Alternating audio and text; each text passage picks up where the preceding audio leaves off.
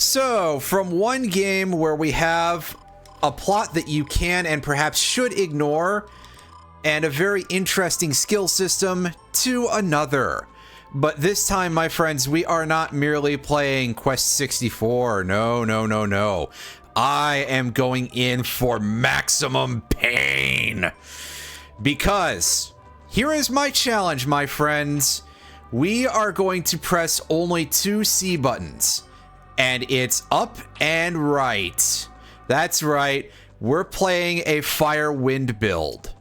For anybody who is not familiar with Quest 64, which is fine if you're like not that familiar with, obviously people know like, oh hey, it's the RPG for the N64 and it's supposedly not good. I mean, hey, listen, I've played RPGs that are not good. This one is a different kind of that. It's not like Anthony Fantano not good, right? It's not good in the sense of like, it's mid.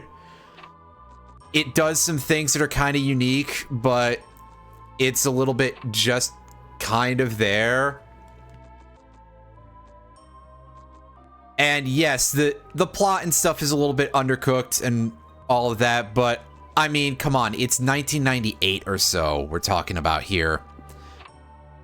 The RPG genre had not already been defeated by Final Fantasy X being like one of the best games and from one of the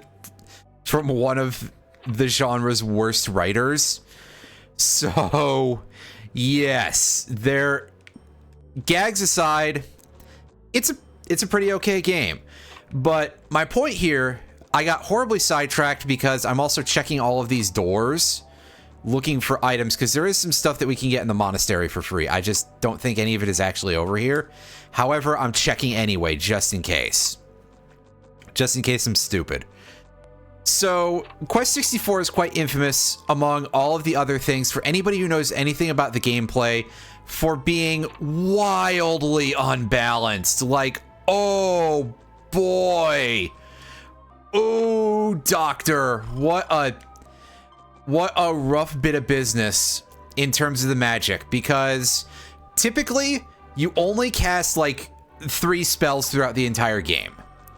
Well, more like 4, because there's 2 levels of healing. But enough of hair splitting, and of course, yes, the exit spell exists too, but I actually don't think I used that very much in a regular playthrough. But your main way of doing it is that you level up earth and you level up water. Because water gives you your healing spell, earth gives you your damage spell, which is avalanche. It also gives you the magic barrier, I believe is the specific name for it, but if it's not, then I keep calling it magic barrier anyway. Gives you your magic defense spell that makes you immune to things that hurt you. There have been a couple of there's a couple other spells that are non-useless, but like this game is kind of infamous for being like, this is the dominant strategy of the entire game, is press avalanche and laugh at the enemy's misery. Because god damn it, at least it's not transferring, at least it's not boomeranging right back to your ass.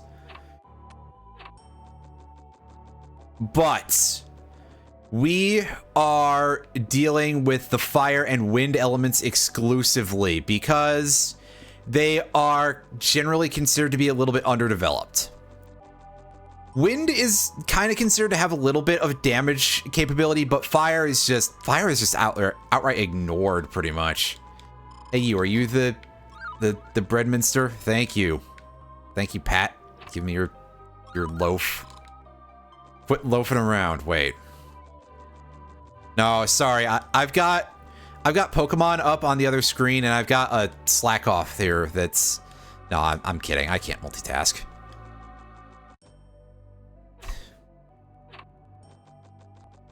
So yes, our goal is going to be to use these two unloved and underserved elements to ride our way to victory.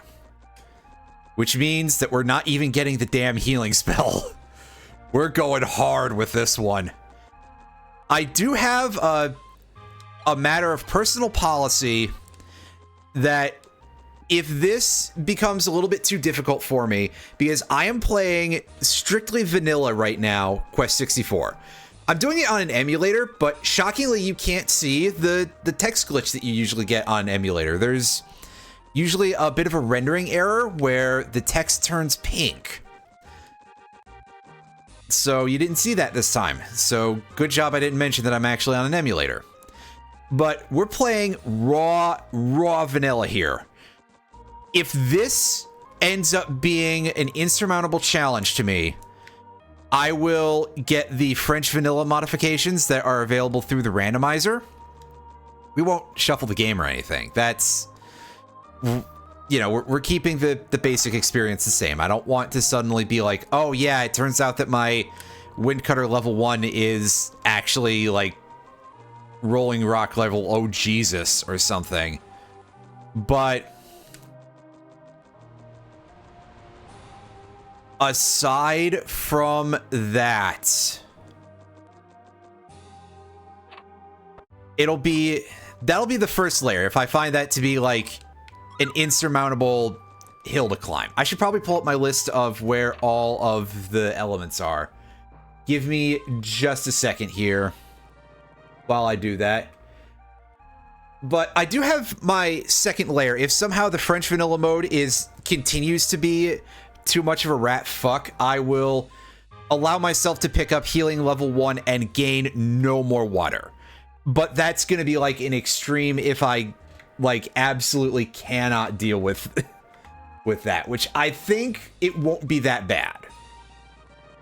I think this will continue to be like still doable.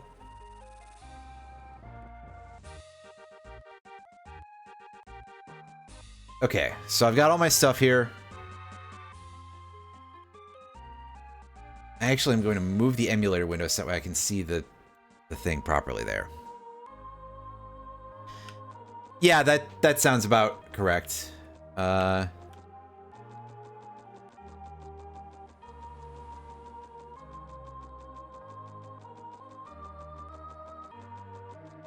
right, so Spirit is up here somewhere, I believe. Again, assuming that this list is accurate, or that I'm reading the description properly. That's always the other thing, is like decode what the person who is posting that horse shit is actually trying to say, because sometimes someone may be very, very bad at writing. Speaking of bad, oh wait, no. Sorry, that's an extra letter. Bah. Just want to say goodbye to the sheep before we go.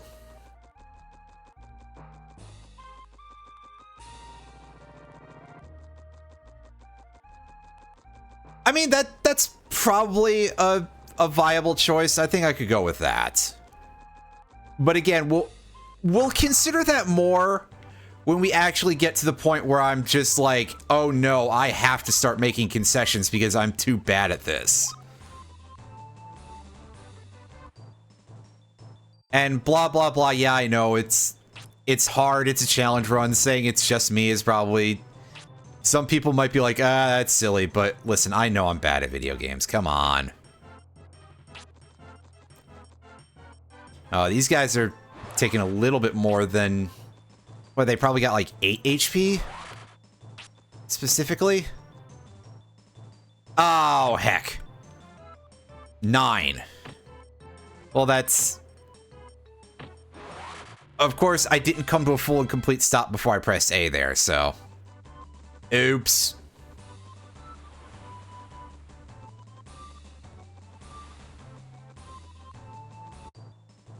But considering that, that's actually a decent quantity.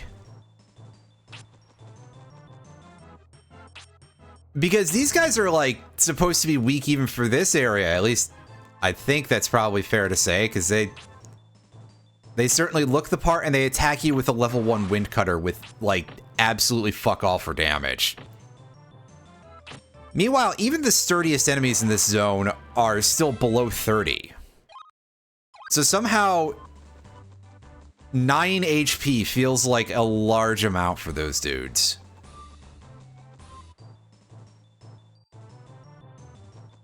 Oh, hey, look, here's just a singleton, and we did not get the damage in there.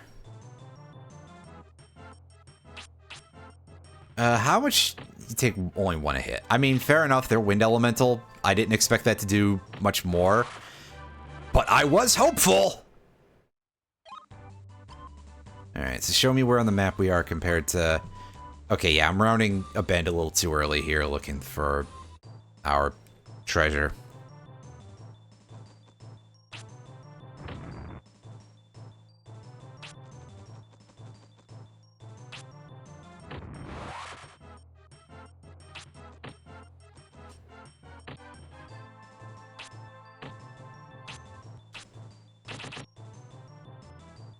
Yeah, I suppose it's actually probably not a bad choice to, like, spend our mana. Because these guys are not harmful at all. Like, if we become threatened by this werehair, things have gone very far south. So, just burning the heck out of our mana, because we tend to get it back very quickly. Because we only have 15 at this point, so... You know, not necessarily a bad use of our resources, actually. Okay, yeah, fortune-telling hut is over here.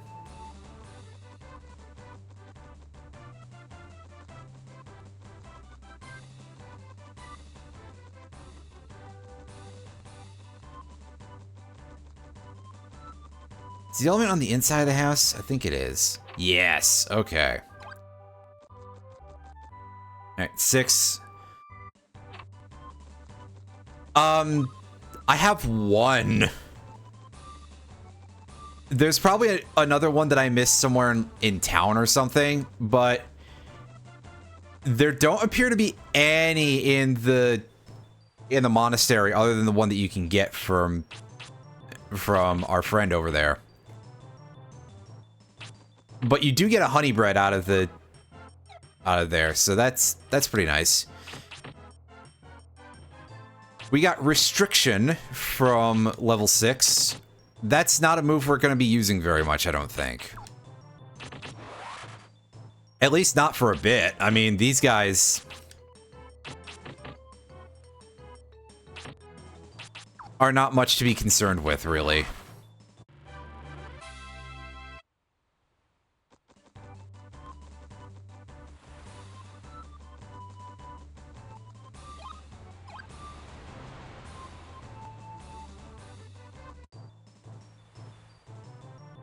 Ooh, all right. These, I think, are actually, like, vaguely possibly difficult. Are Bumbershoots and Parasalts. And by difficult, I mostly mean they can take quite a few hits.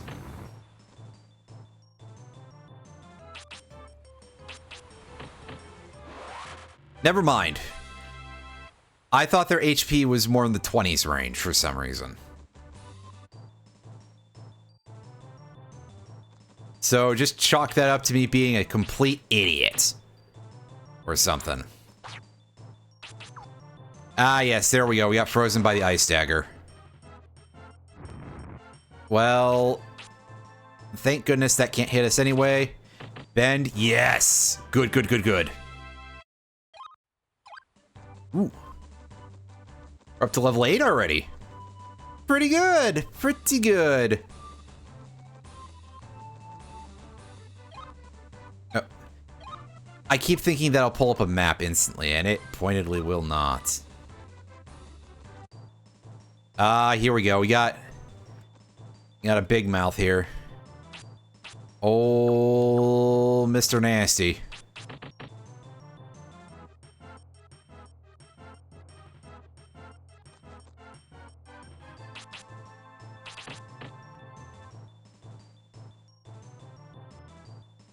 This looks like, what if an alligator had, like, hippo teeth? Which is kind of a horrifying thought, really. Hippos are, like, really fucked up. Just, dang, what a shockingly scary creature.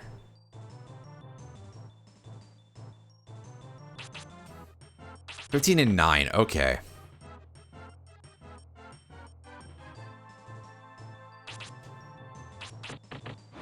Yeah, Ice Knife, the freeze from Ice Knife is the thing that kind of sucks.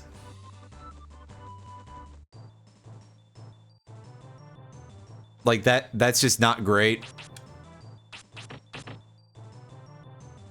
And especially this early on, at bare minimum, at least, the fights are so easy that it's mostly just like, okay, you sit here wasting turns at worst. Oh, my only damage output is throwing out these wind cutters that do almost nothing. Especially if you're one of those folks who probably didn't start leveling up wind very early on. Like I'm doing here. Alright, so what's our EXP look like? 88%. That didn't eat it, did it? It did not. Folks, I'll be right back.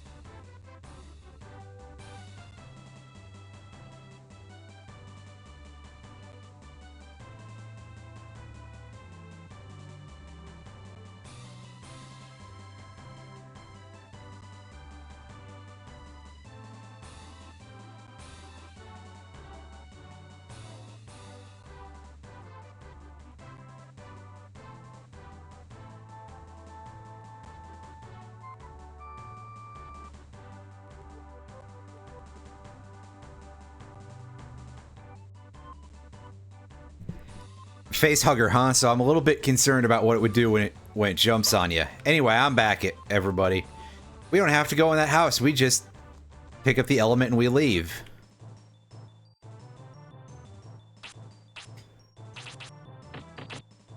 Elements is the wrong word, I know. I'm not sure why I said that instead of spirit. Probably because I just keep calling him that anyway. I mean, it sort of fits, I guess. Whatever, we got level 10 wind, which gives us silence. Dang it! I mean, I probably knew that offhand, but, like, didn't remember. I was just kind of hoping for a stronger offensive spell, but whatever.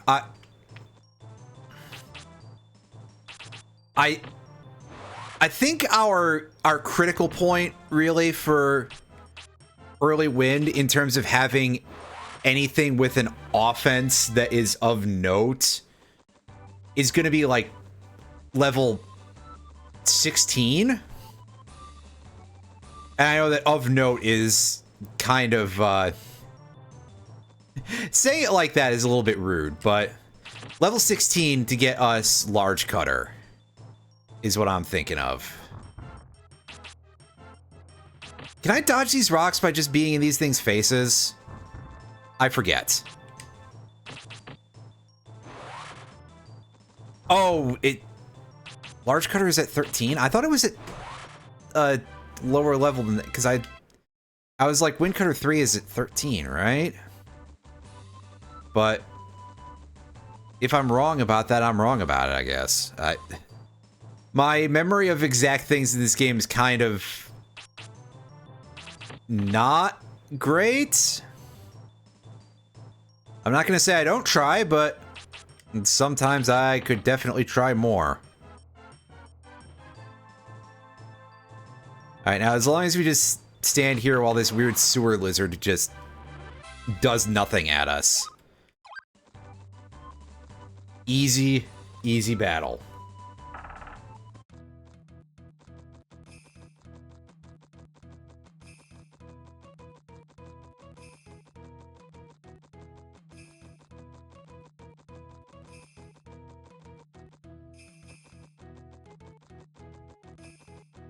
Ooh, right. That's probably why I was thinking 16. Well, I guess at least it sort of makes sense that I remember that 16 was a major breakpoint, pardon me. There's a difference between the phrases breakpoint and breaking point. You fool. Make sure you use the right one.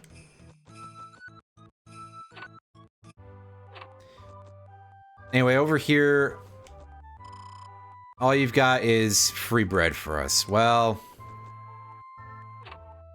what a pity. We can't pick that up, unfortunately. I do enjoy a good weedy loaf. Which is a term that sounds like a bit of a choice to say. That's, I mean, yeah, you're not wrong, are you? It's not full. Well, I guess in a case like that, I wouldn't be allowed to stream that on this platform. So, but I digress. Enough of my gags. We went and healed. Is there stuff that we can get in Dondoran Castle right now?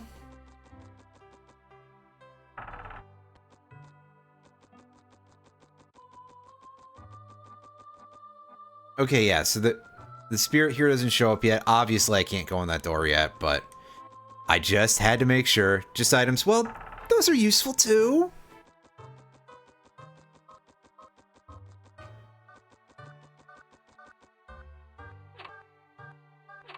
Oh, that little bit of that organ sound there does kind of remind me a little bit of some of the sound font used in Space Station Silicon Valley.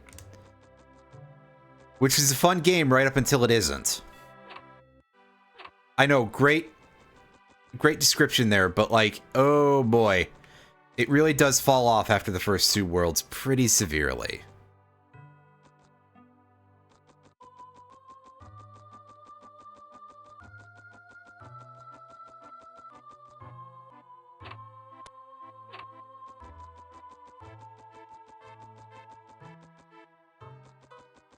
Well, I don't even remember what anything to do with the item drops. 'Cause, like, is it just that enemies don't drop an item unless you don't have one of them? Yeah, so kind of like shops. Okay. That's admittedly rather frustrating. I suppose I'll just come back for that later. Because I'll hold on to the one bread that I have for now.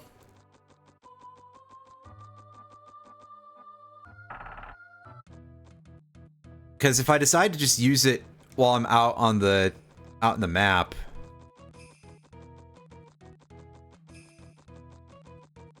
that would be of some value to be able to regain it. And I'll want the one in the castle for later.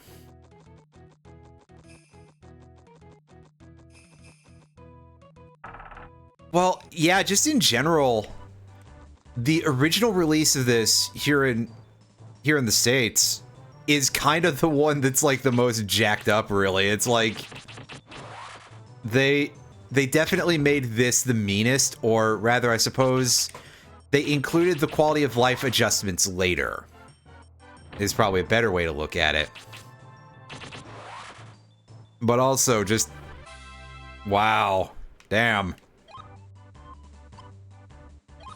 32% experience.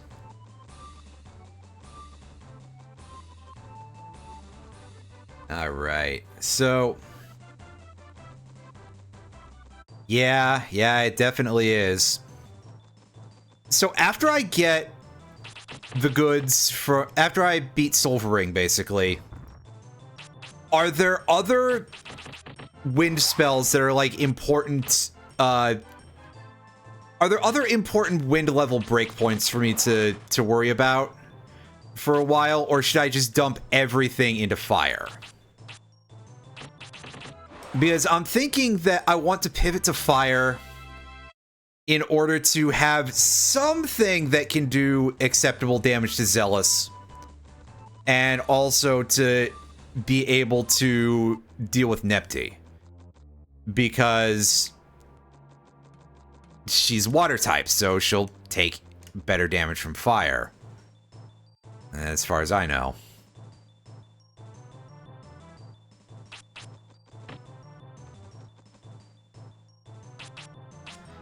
Because I do seem to recall that, doesn't Wind have a bit of an issue with a lot of spells being kind of questionable damage?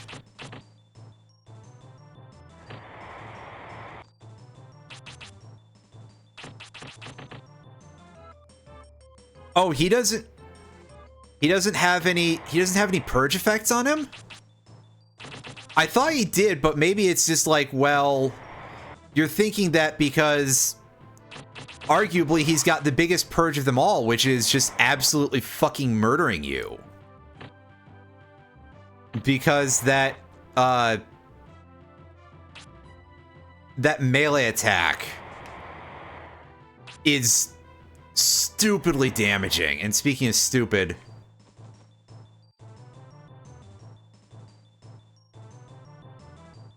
this Frog Knight is not actually biting it as well as I would hope. I don't know what any of the accuracy values are here, but Brian is definitely operating on XCOM RNG, no matter what.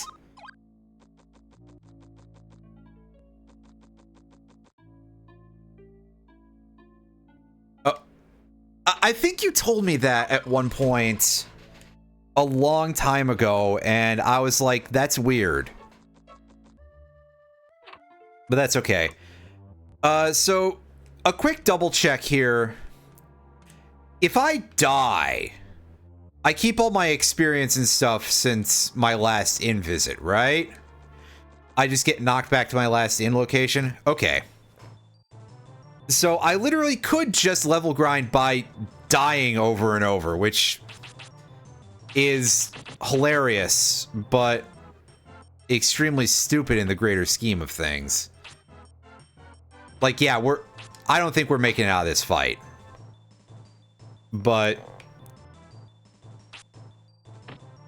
yeah, especially we took 3 damage from that one. That's like the hardest wind cutter I've seen ever. Eesh. Hey.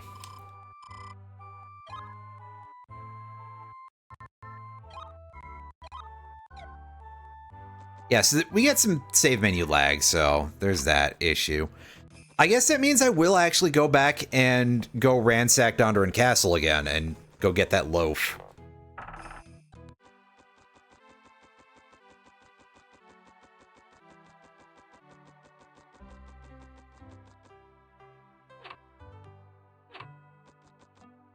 Because not that I'm gonna, like, try to just go get myself murdered a million times. Because I think that'll come across as too tedious even for my streams, but I mean, in a case like that, if I'm gonna just continue to be like, well, my healing items are too goddamn valuable anyway, It's not like I'm going to have any sort of attempt there. It's not going to matter, basically. Mint leaves, a dewdrop, and... Could you position yourself in front of that chest correctly, Brian? And another dewdrop. That'll do.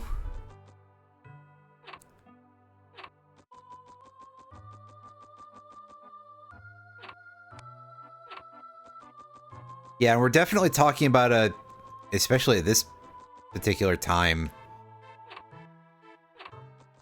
a place where small stat changes like that will matter.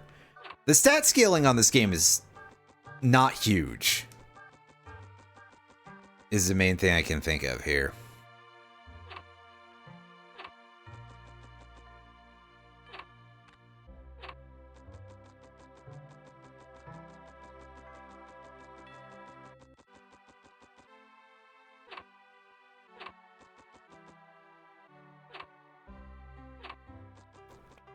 Yeah, I mean, this could be the sort of game where it's like, oh yeah, one more point of attack causes enemies to do like triple damage to you. Or, you know, other way around, pardon me.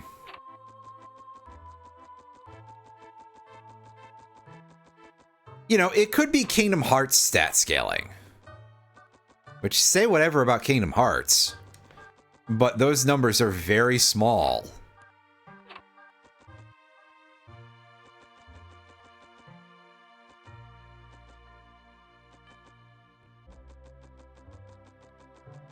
Did I miss items?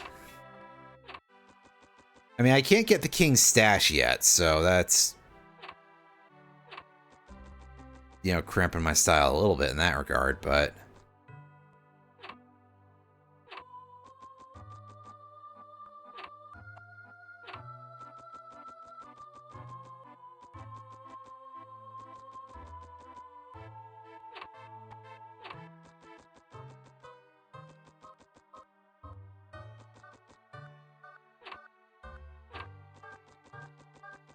Was there a side room off the throne room? I think there was.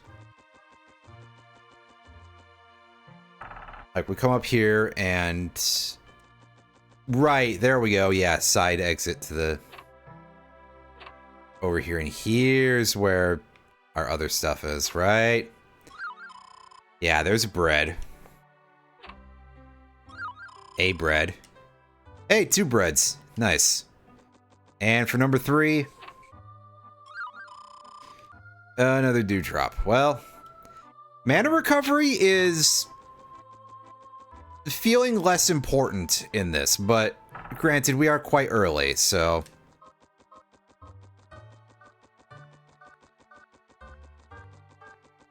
Perhaps I can't say anything just yet.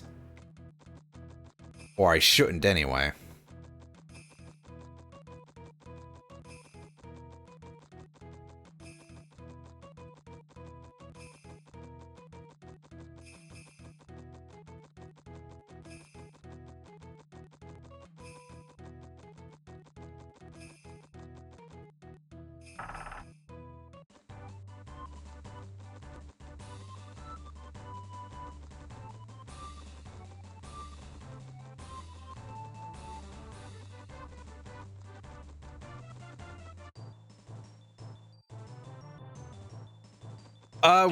Well, do also keep in mind that we can't get everything in Dondoran Castle right now.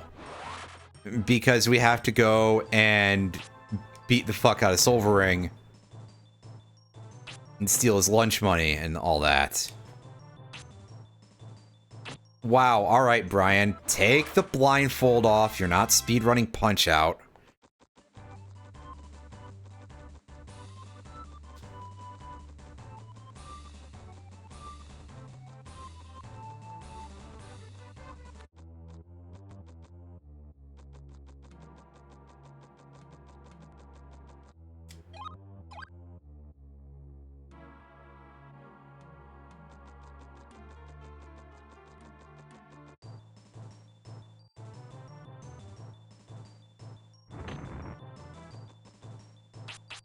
Yeah, it's probably just something that's like, that just looks similar then.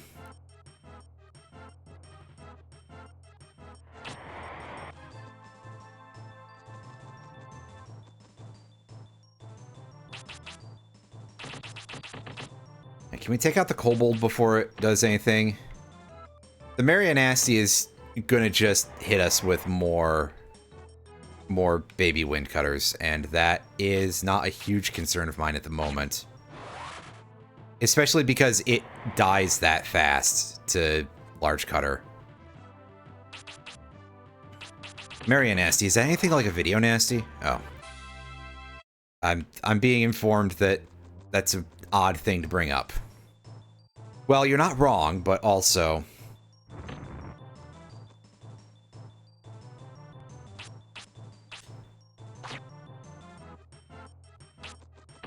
But also, I sincerely do not have good offensive options for dealing with the kobolds, do I? Because that level of damage... Are these dudes wind elemental?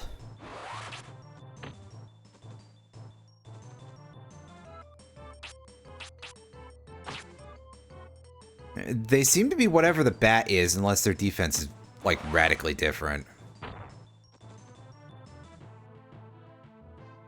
Kill it? No, dang. Well, at least we beat one encounter in the forest.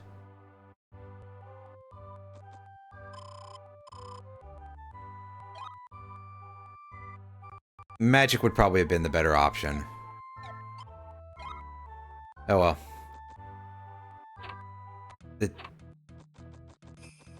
Yeah, I know, it would have been a little bit weird if... But... Gotcha.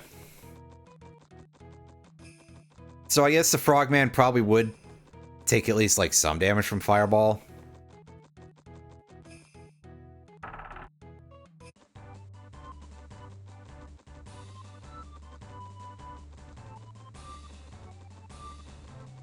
So there's that at least. But yeah, I just wanted to confirm, which... Honestly, that makes leveling in this zone absolute balls. I may need to pivot to fire much earlier than I was thinking in that case, because if everything is wind elemental, my damage is gonna suck. And by everything, I mean 2 out of 5 enemy types. Which, in the greater scheme, I suppose is not very much, but still. It's enough for me to go,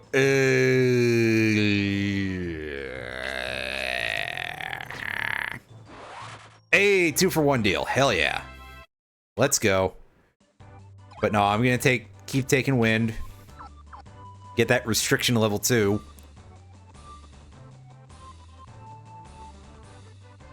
Goodness knows that at the rate this is going, maybe I'll end up with, like, Wind Bomb or something by the time I get there. And then when Silvering does his melee attack, I'll be able to hit him with that, and it will not be very impressive. Oh, there we go. There's one I was looking for.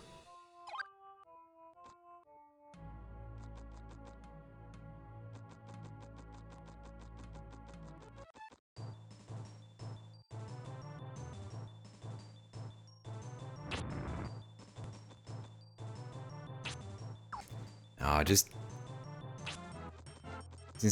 stick it to him. But I think our large cutter damage was actually bigger than that, so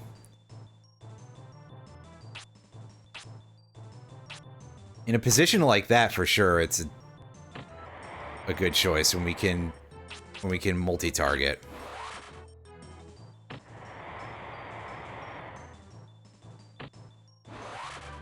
Yeah, that'll do. Alright, so go back north. Then we go around the other way. Alright, here we go. Here's a Frogman. Oh, that's not impressive. On the other... Nor is that accuracy, right? That's pretty bad. Brian?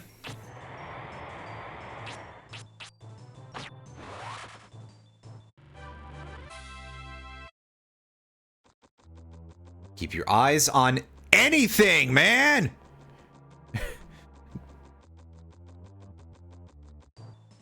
Actually, I think the thing that's going to end up pissing me off the most about this is going to be the accuracy numbers, because, ooh boy.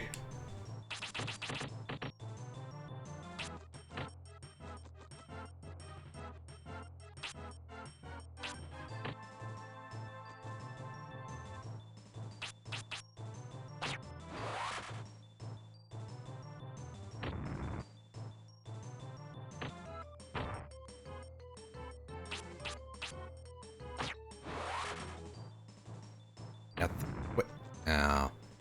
Not quite get out the way, but we tried. Kill him? Wow, we got away with that all right. That's a huge shock.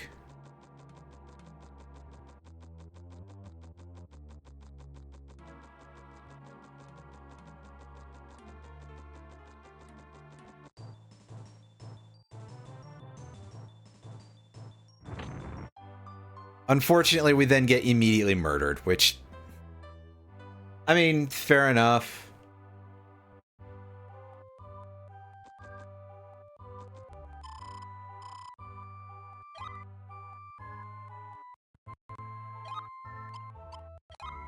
Yeah, save with our extra stats gained. So we have made some progress, and I suppose that if, like, a transformer explodes somewhere in the neighborhood, it'd be good to have that ready. Right? Right.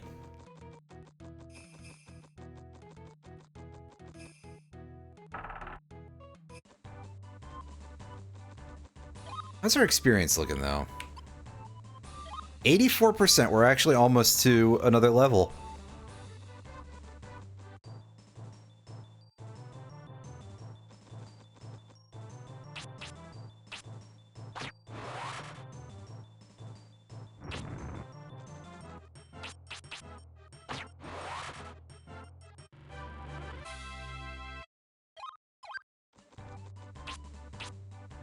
I think our next spell is at 19 wind. If I'm not mistaken.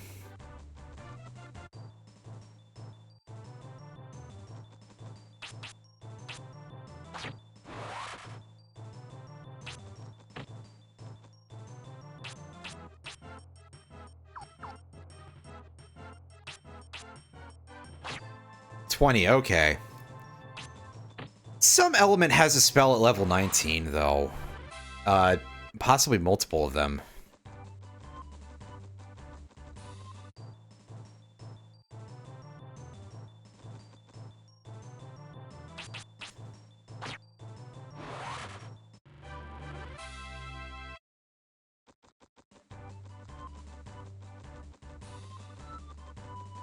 Yeah, because I think water has ice knife at that point. Or something else, actually. Why am I acting like I remember? Because I don't remember anything anymore.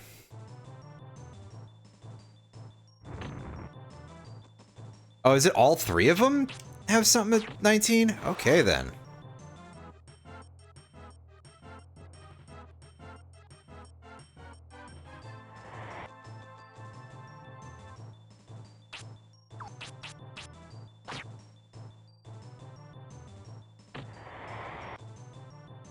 Alright, yeah, so just deal with things this way. Hey, we got the frogman at least. That's nice. God damn it, Brian. Come on.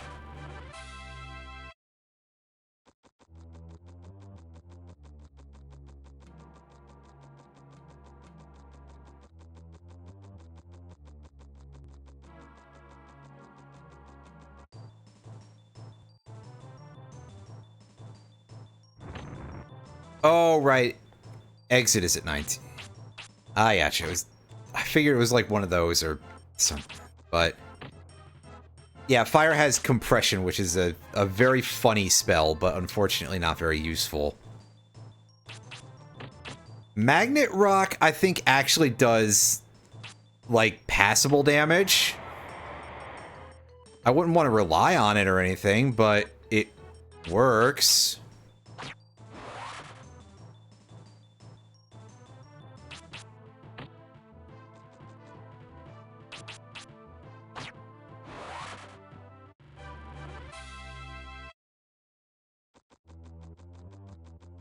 But let's be honest here. My main goal at the moment is to get through here and pick up our elements before anything else.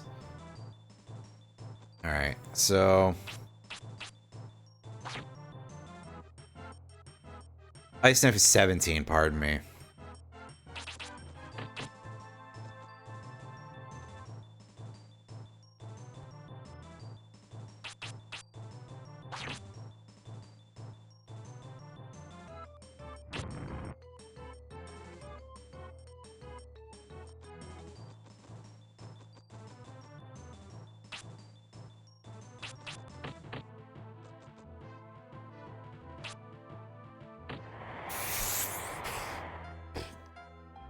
Well, that's irritating.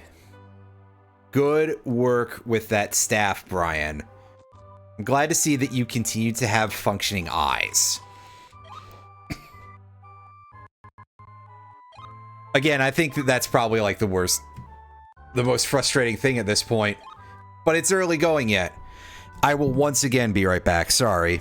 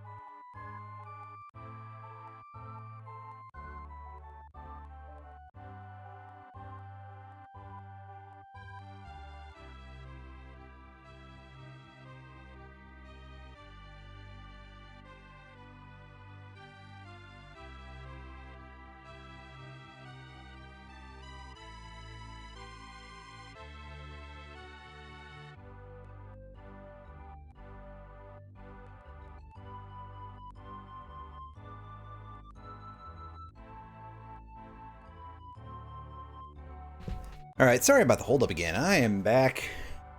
And don't worry, JJ, you're not super late or anything.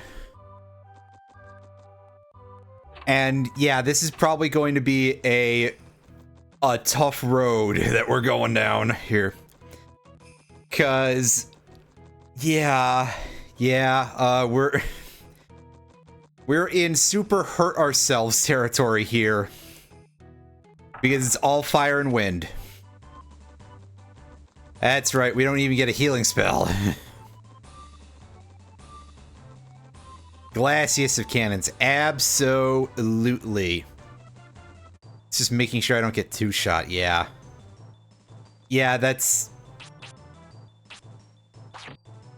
about the long and short of it, really. Because our damage is decent? I mean, at least against... Obviously, I don't think these guys are going to be a good indicator of jack diddly shit, but sinking so much into a singular element like this, because we're not splitting at all due to the lack of a healing spell, which ultimately makes it sounds like really stupid, but under a normal run, you'd be like, yeah, I'm going to grab that healing spell, then I'm going to start investing all of my EXP monies into gravel. And by gravel, I mean earth elemental spells, because, listen.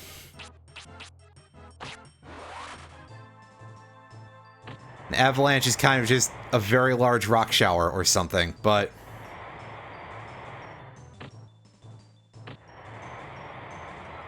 regardless of any of that nonsense, it would result in a splitting of your elemental build. So your damage output would be weakened, and also your main damage element would be a very poor choice against Solvering. So I dare say that we're actually, like, kind of building ourselves in a way that will work for now.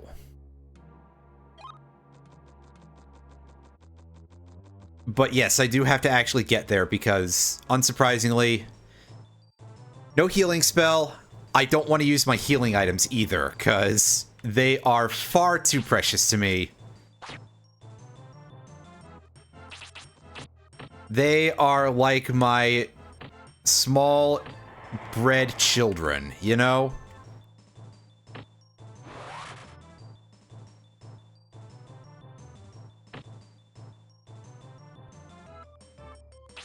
Yeah, unfortunately, it's not going to be me just doing it in 6 attacks. But...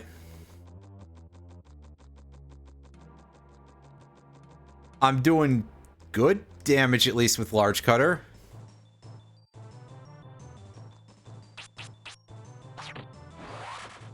Like, yeah, hey, I can one-shot enemies here who don't resist it, which, admittedly, is not many. So... what do these items do?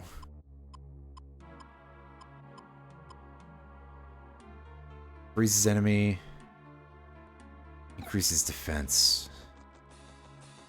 Well, that's helpful. I've got spirit armor as a one-shot then. So again, if I'm actually able to get there, which if I get there, I'll healing item and I will be like, yeah, we're gonna count this as our first for real attempt, which at this point I don't think I really have the stats to do that, to be honest with you, but we'll give it a shot. Oh hey, there's Wind Bomb, which I made a joke about earlier. So that's funny.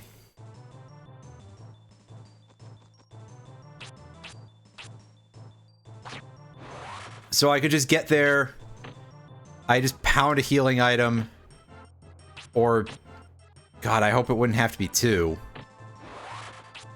Start the fight and use my spirit amulet, which is not what it's called, but because it's spirit armor, my brain is like, hey, yeah, Actually, how much damage is Wind Bomb doing to these chuckleheads? That might tell me if it's... Well, I'd like for it to land first. Oh god, yeah, that's not good. Well, dang, what's even the point of having a close range skill if it does less damage than the thing that actually has range? Oh, I was hoping for the one hit, but nope. Alright, it's in melee range, so it's do or die time, and probably literally. Yep, yeah. Dang, that thing has, like, probably 60 HP or something then. Well, we pushed a little too close to the sun, but we got deeper in that time, so at least there's that.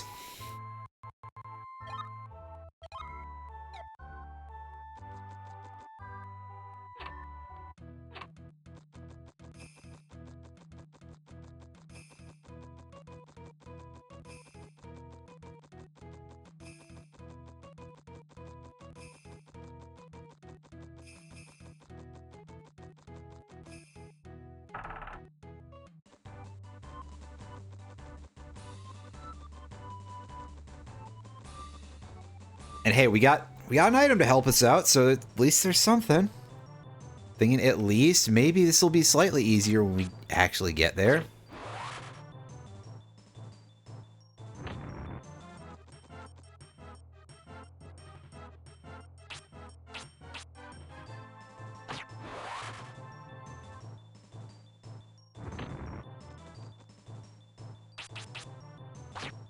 Right, yeah. That was what I was... Because even then, yeah, my damage is halved against the bat using Wind Bomb. But even so, Large Cutter was doing twice as much as that, so it's not really an inspiring value, we'll say that. Like, let's test it out against this thing, and yeah, you can see, compare that to the over 60 we were dealing to that dude with Large Cutter, and you can see that its damage is not amazing. That's not going to be our offensive choice, that's for sure. That's not how you win. That's not how you win your battles, friends.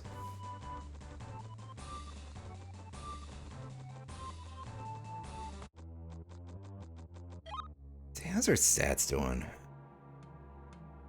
Yeah, we're pretty close to another point of agility, actually, so... Neat.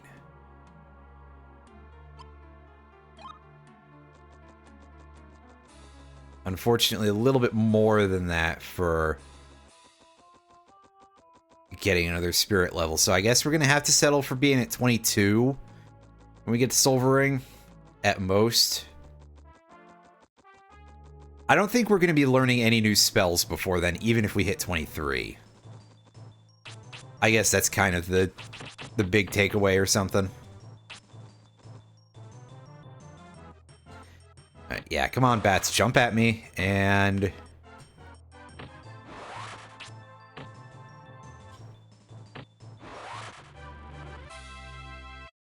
Good stuff.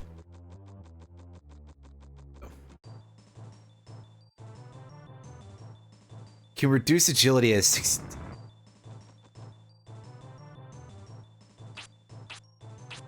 I didn't realize that, or maybe I did and I forgot. Which ultimately is like the same thing, but...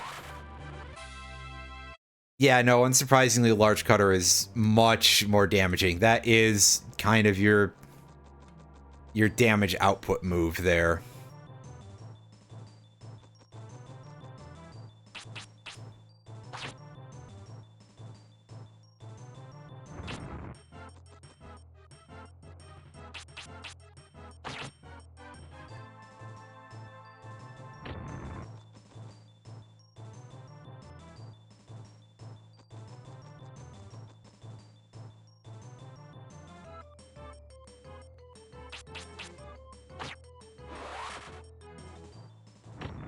Hey, good times. We hit both of them. That's pretty great. We should be in such a position. I'm hoping that they'll just... Yeah. But unfortunately, I can't just go back and forth between them here. That's a pity.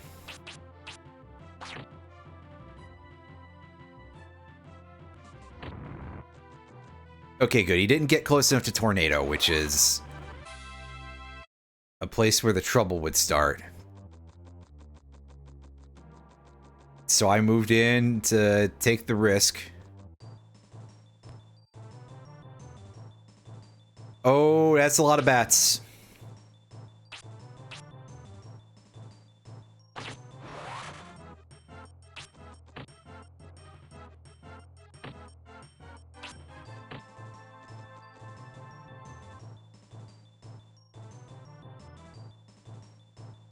Yeah, and again, as I've said constantly, balance in this game is, well, notorious for its lack. Oh, hey, we actually hit 22 on those. Nice. I feel like I would like to do sort of a rebalance type of modification for this game, but I'd have to actually look into that stuff first for reasons that are quite unsurprising. Like, I'm sure some of that stuff is documented. I also, like, always get kind of nervous about going into Discord servers for anything. And unfortunately, just as sort of a matter of, like, this is the internet now, pretty much everything is just stored in Discord, so, like...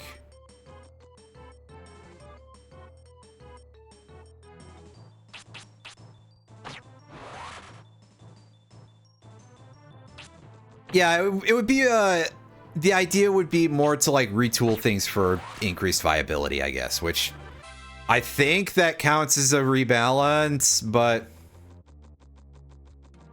again, it's a thing that maybe I would look more into in the future, but for the time being, I'm in the middle of doing this, so... Yeah, see, our large cutter is starting to do decent damage to the kobolds. And more notably, it's killing the bats in one hit. So, we're in kind of good shape with this damage-wise. Oh god, did I get turned around? Okay, yeah, so we gotta go past that. And I did not just... Wait. If I'm going north, that's the wrong way, right? We gotta go south through this entire area.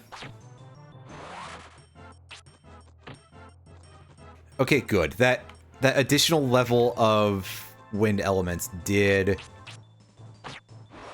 help us be able to kill the plant in one shot here. So that's good.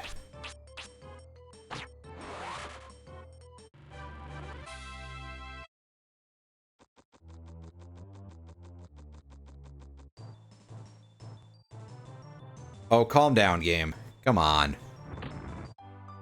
Unfortunately, that was just the game being like, well, you're already not quite sure where you're going, so you're going back. Bye.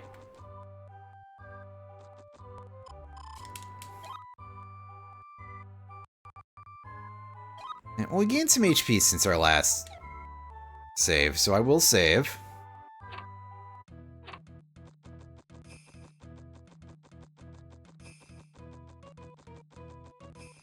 Evade level 2 at level 24. That's pretty good if we can get there. Because that should make the Silver Ring fight a little bit less crappy. Just by virtue of having that much more agility.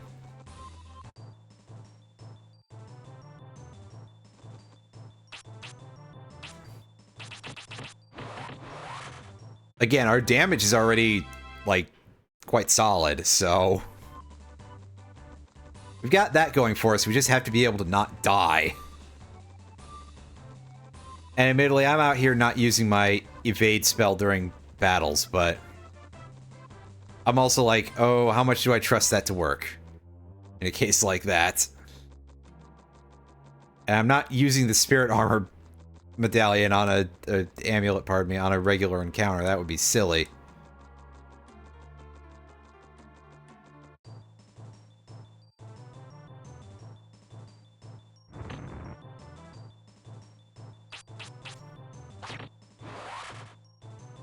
And that took out the frogman.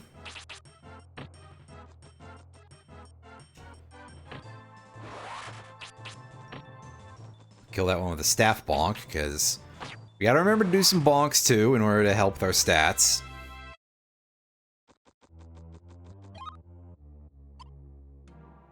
%64%. Oh, that's funny.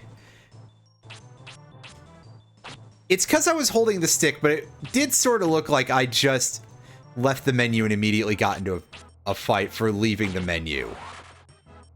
Which is just kind of the Quest 64 experience, TM. Depending on perception.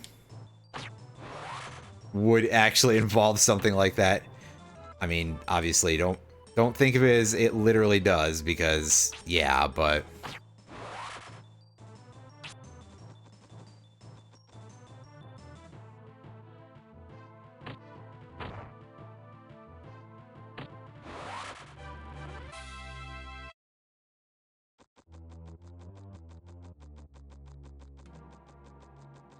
Right, so it might actually be a good idea to set that up for certain fights.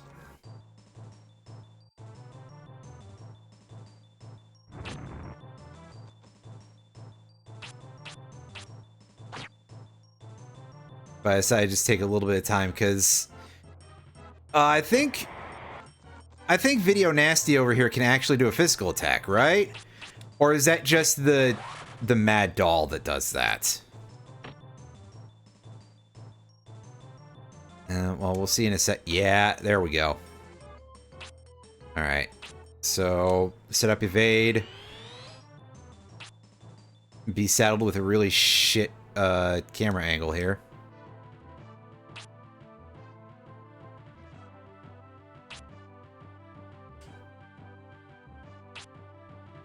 Get some free experience. Right, yeah, I do remember that there were all like texture swaps. Possibly also model swaps, but I couldn't remember if this one did a physical attack, because it's been so long since I've seen that.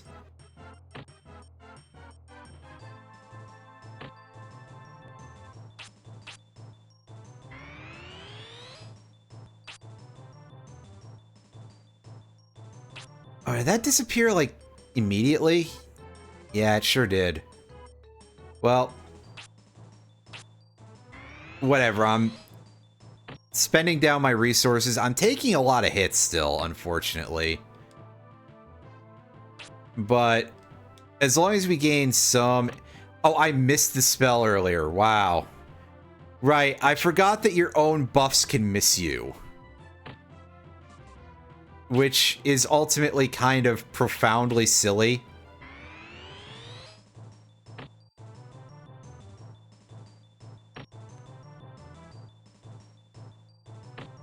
Also, now I can just take, like, this many physical hits back to back. That's also an option. And then sit here and spend down absolutely everything. I'm waiting until I take another hit, basically, to... Oh, well. Alternately, for the spell to run out, because... That's all I have the mana for left, and I would rather take that point of experience.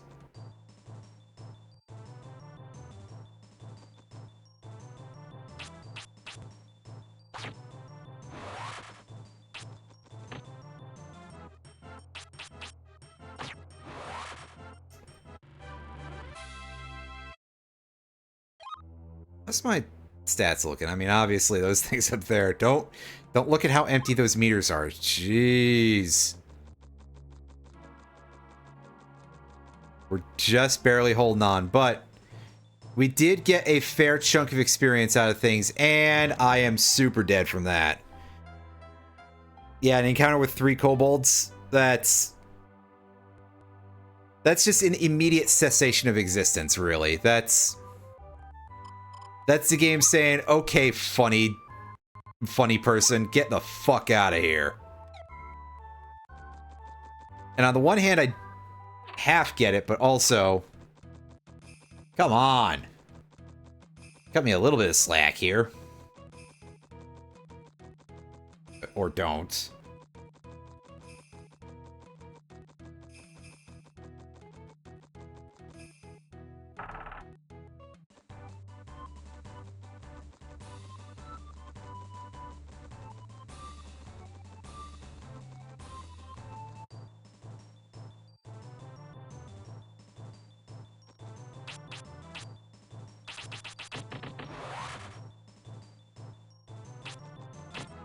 Yeah, that's actually quite useful.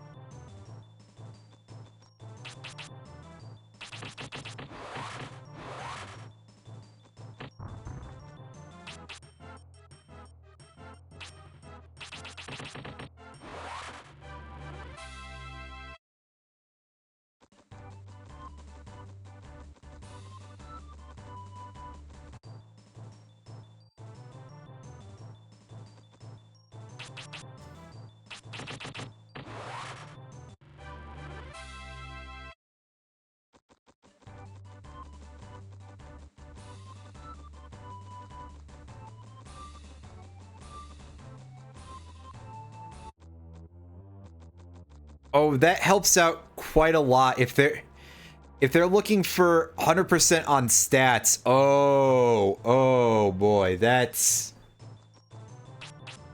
sounds pretty brutal actually of a run. Whew.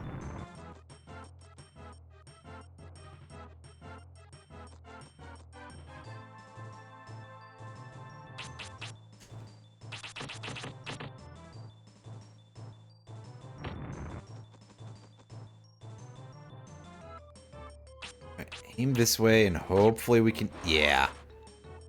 There we go.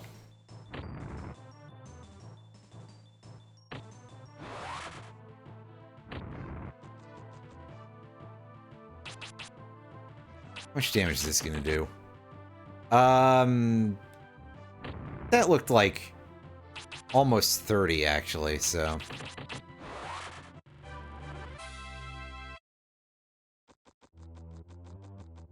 So Wind Cutter may be my better attack move than Large Cutter.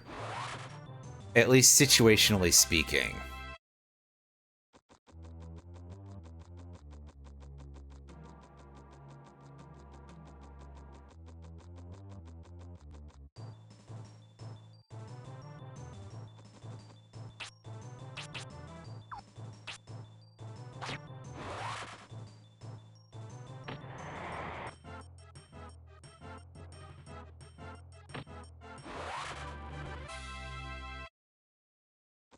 Yeah, and that fight with some bonks.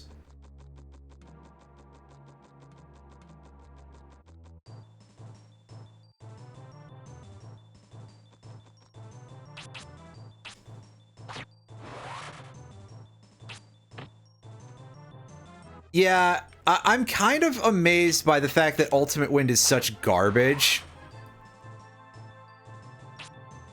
Like, wow, it hits everything on the screen and does like 2 damage. Not literally, but it's excruciatingly unimpressive.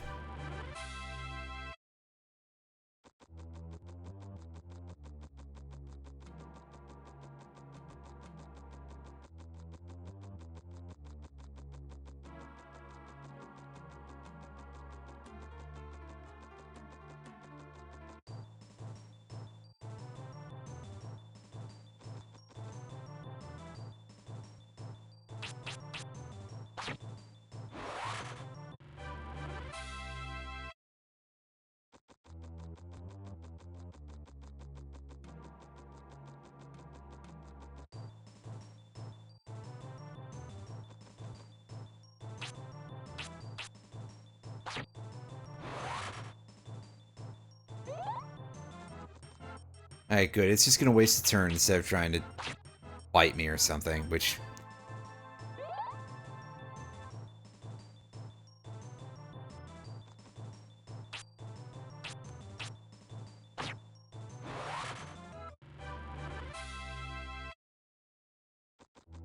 Yeah, it's just like... You get it at almost the end of the entire branch there, like, what, level 47 or something? So... why not have it actually do good damage in a world where there's better spells of that nature for like the other for several other elements anyway. And also, again, as always, there's going to be the issue of Avalanche exists, so that kind of is like, hey, the baseline that we have to compare everything to is absolutely jacked.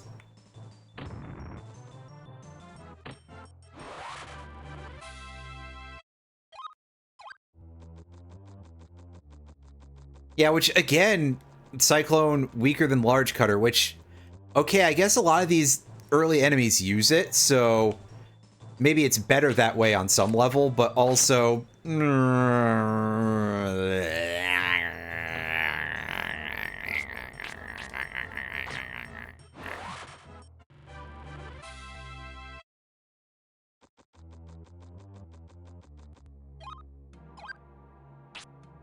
Alright, so that puts me at level 25.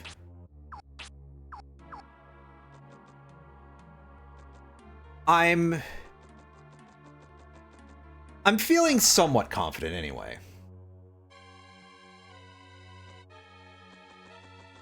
I just need to remember to use a bread first.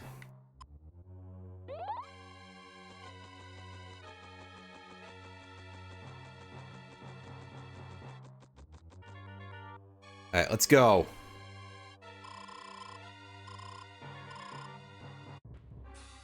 Let's do it, Mr. Horrible chunky club man. Let's put on that evade level 2. That should help us still. Even with his things being magic. I mean, it's not perfect, but I wasn't expecting perfect either, I suppose. Damn it.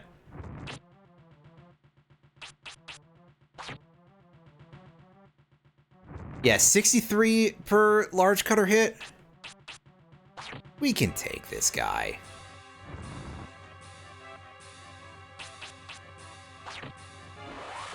Yeah. Did he go down in 4 hits? That's even faster than I thought it would be. All right. Thank you, buddy. And give me what little bit of stuff is in your vault here, Brendo.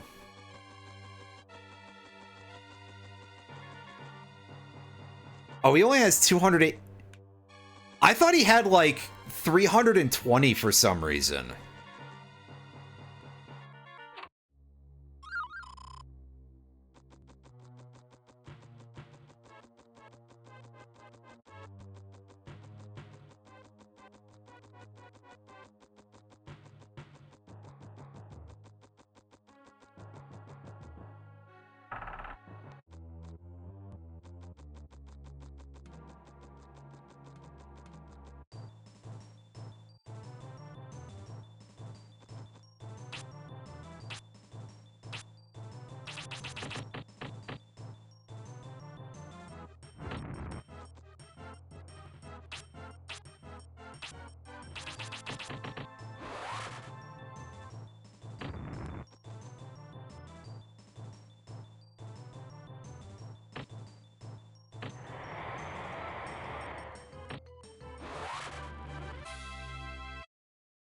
Whatever, dude. If you kill me, that's just a free warp back to Dondoran. I don't care.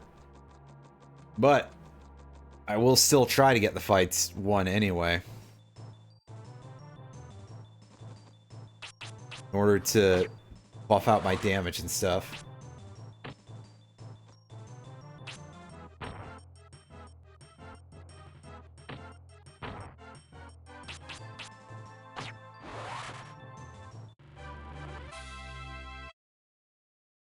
Yeah, I wonder if I'm thinking of, like, a first boss in some other game with that 320, which feels specific enough that it fits in that regard.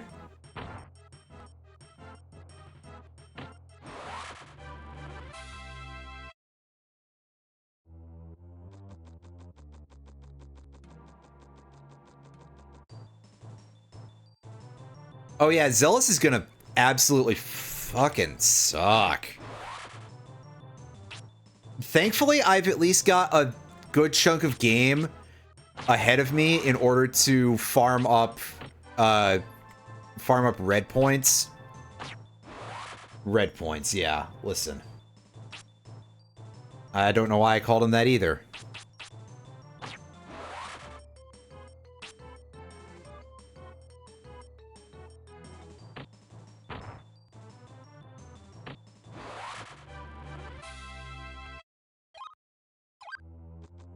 But in order to gain fire levels, we've got an amount of stuff in front of us, basically, to put it nicely. I'm going to take a quick scroll through the guide here and see... 1, 2, 8, 9... It's 10, so that's 11... 12, 13, 14, 16... 17, 18, 19... 23, I believe, ahead of us. Plus whatever levels we gain. So...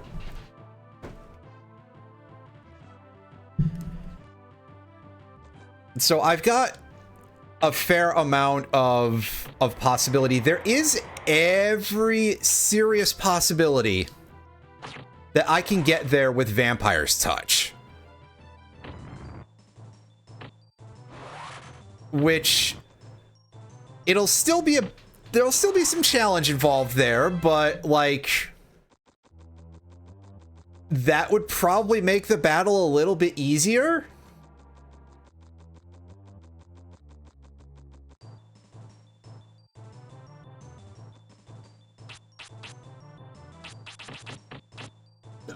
Excuse me. Goodness.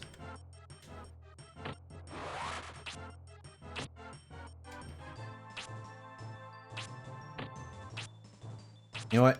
Let's put some evade level 2 on here.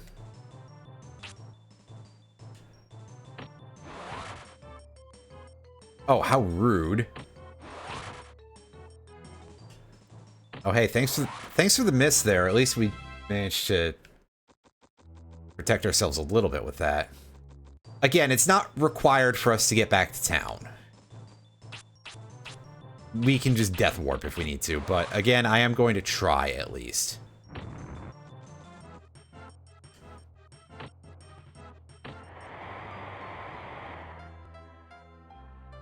Oh, that's that's fun.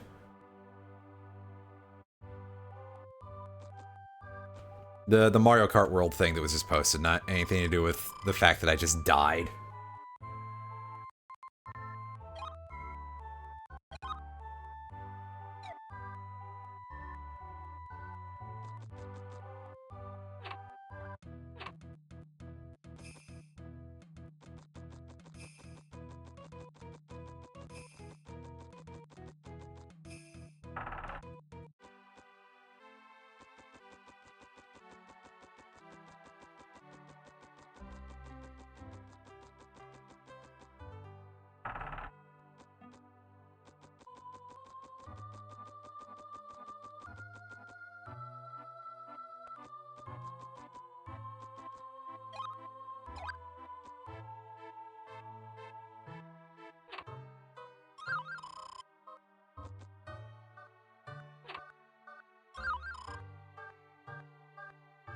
All right, we get some goodies there.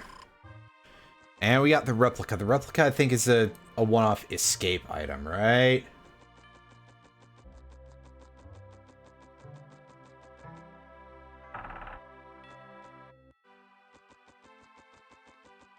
Yeah, that's what I thought. I don't know how useful that'll be, but Again, I guess if we end up in a fight that just starts bad. Dropped by Dark Goblins and Miro. So, if we end up having to use it early, at least there's fights that can drop them.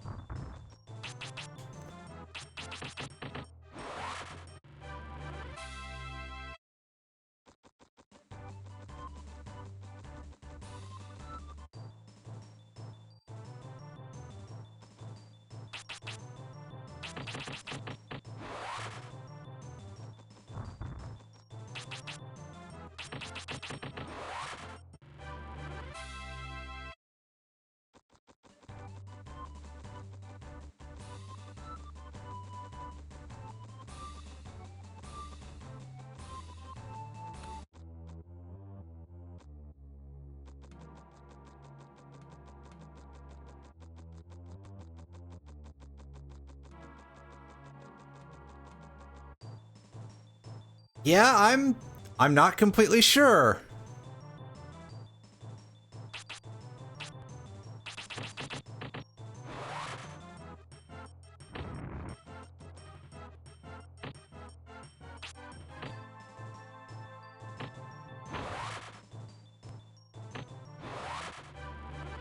I would speculate on like lore or something, but the lore in this game isn't that much, basically. As I'm sure most people know, that there's ideas, but there's not that much going on, really. And of course, whatever there would be, the way that you would get it would be just talking to random NPCs that are all entirely skippable. And listen, people who play these kinds of games already don't like reading more than they have to for some reason. So, ha ha ha.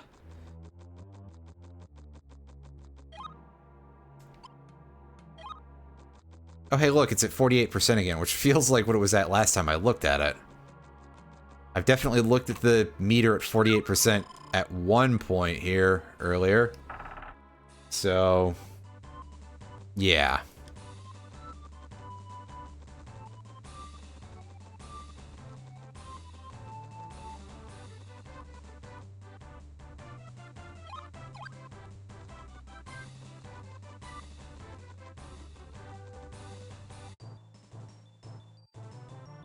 Oh, here we go. If we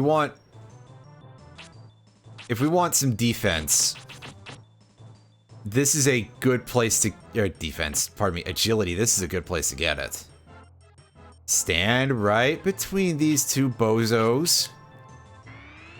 And... right, just miss ourselves with our own buff, because that's funny.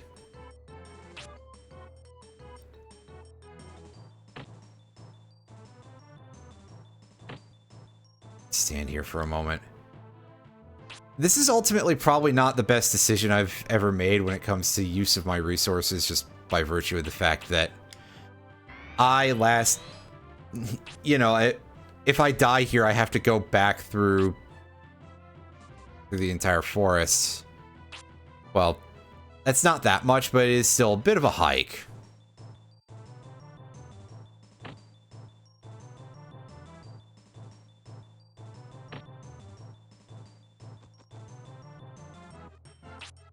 Well, I think that gave us a little bit of experience, so let's do some of this. Just naturally get a dodge there, that's fun. Just go... man, I really wish I could heal spell right now, but oh well. Just pick up what we can get as we go.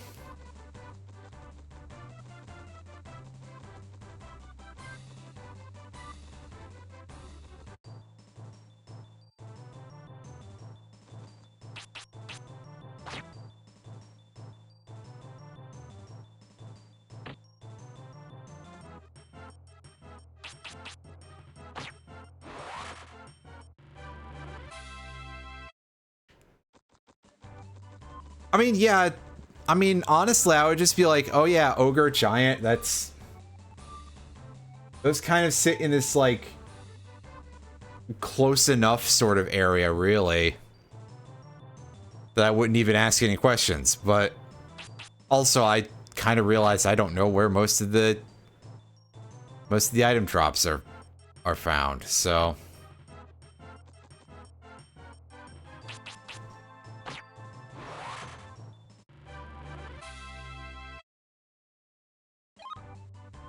Alright, let's take a look at the map and see where we are relative to Glencoe Forest. I mean, we're gonna die before we can do, like, anything there, but as long as we can actually get over there and get the element that's outside of it, I'll be happy. And if not, well, shit happens.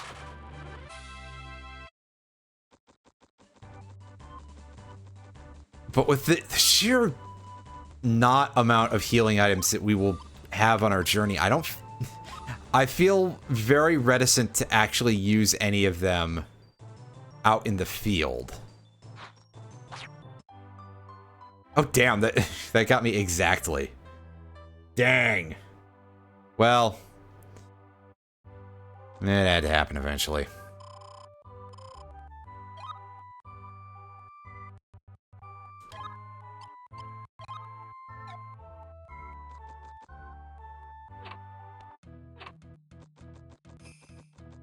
Oh yeah, I don't remember that, so I guess when I get there I'll have to remember to look.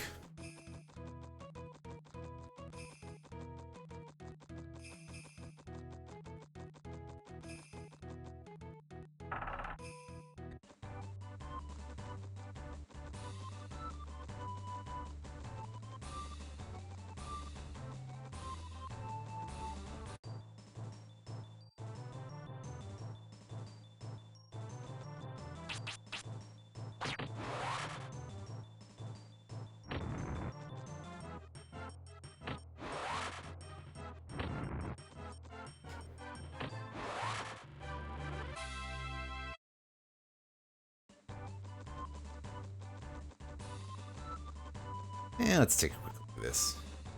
Oh yeah, so they do. I haven't seen that enemy in forever. Wow.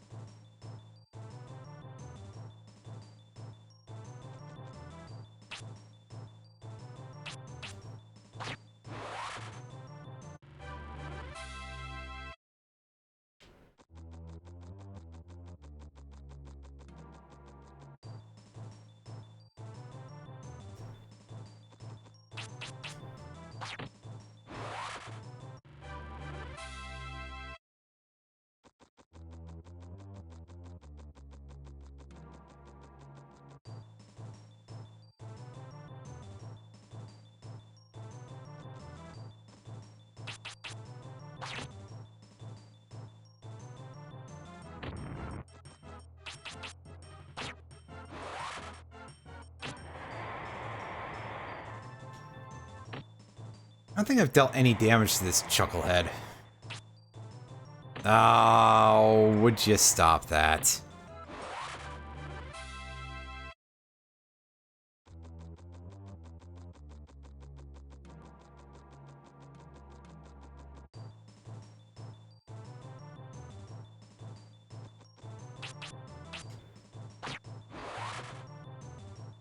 I was really hoping I could hit both of these guys with that, but no good.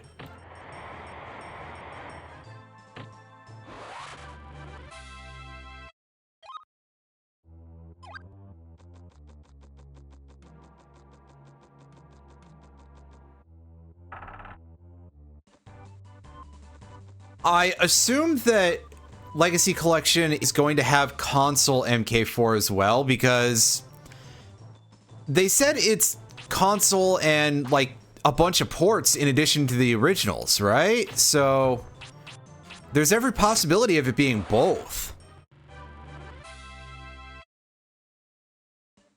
In general, though, I think it's really cool that Legacy Collection has like all of that stuff in it. They showed stuff in the preview. I saw some fucking Game Gear Mortal Kombat in there. And that I think just kind of rules. That they're like, by the way, everything is here. I'm not going to say necessarily that all of them are like good games. So anybody who's like, oh yeah, I'd like some advice on what to play at it, I'm not telling you necessarily to go play Mortal Kombat for the Game Gear or the Game Boy or anything like that. I just think it's super cool that they're there. You know, I think it'd be fun to be like, hey, yeah, I get all these really nice arcade games, plus some other shit that I can mess around with for a goof. And a goof is definitely kind of a fair description there, because especially some of the console games, even in that era, were rather infamously buggy.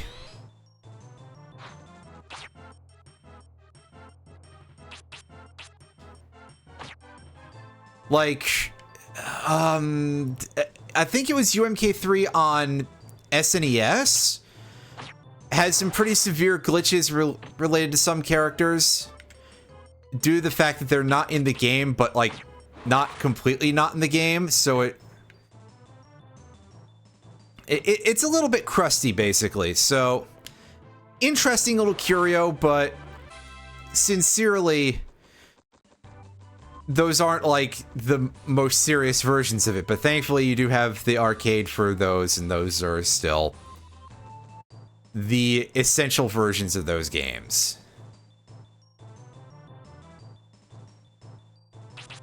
I don't think this is enough to kill either of these dudes. Yeah, well, saying either is a bit of a stretch when you can't even hit both of them, but yeah, those guys have much closer to 100 HP, if I recall correctly. Yeah, I know. Well, first of all, very simple, just goblin, but also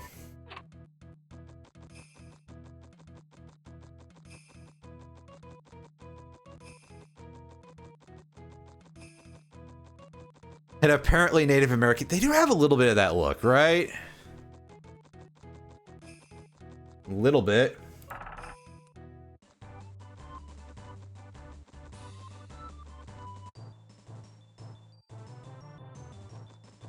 We've got our horribly goofy were-bunnies here.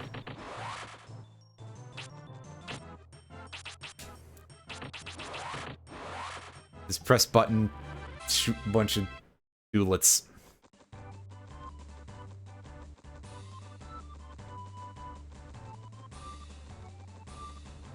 Ah, well, once again, I continue to not know the Game Boy very well, so the Game Boy version of the game, not the Game Boy period. That would be odd. I will try to remember to at some point, but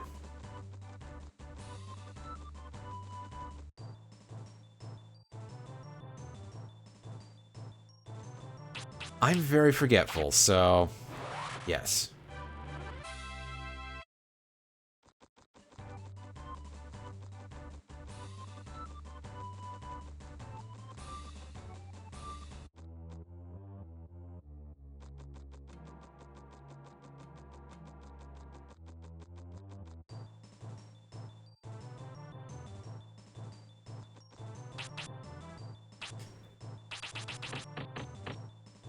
By sheer luck. That's all I can say on that one. How my head is still attached, but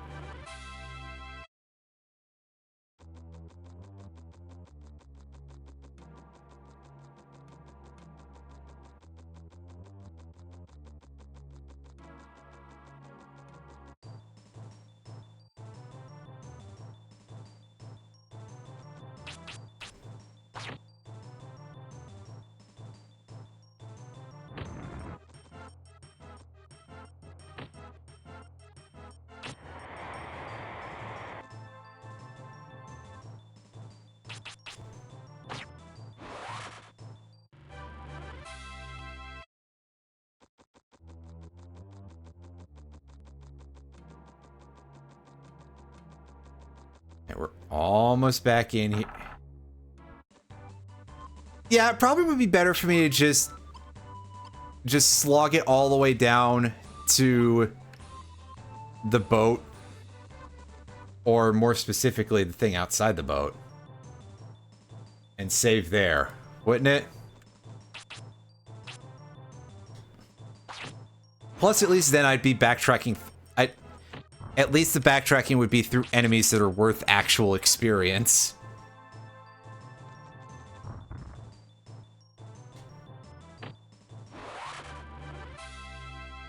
And end the fight with a bonk. Those are 49%. Not quite 48%, but very close to. And it would be like the third time this stream and not from the same exact, like, spirit level or anything.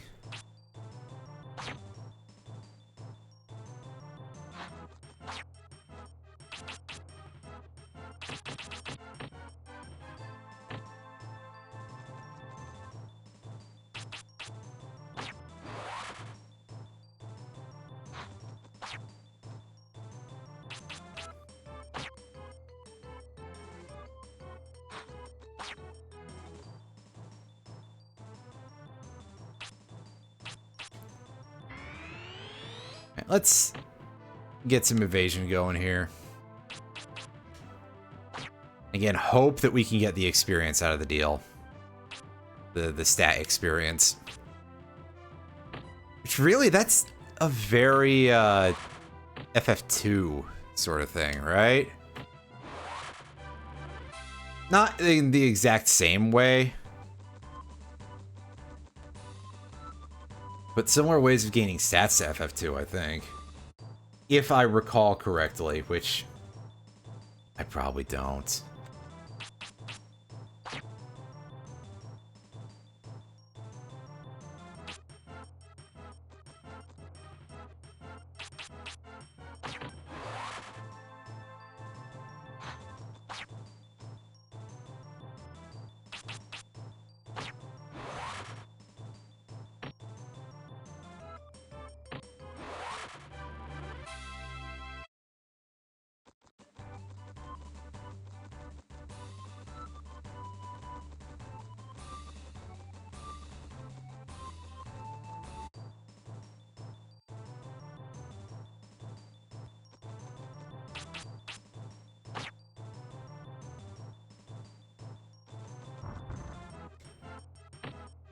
And finish that off with a doink so that way we can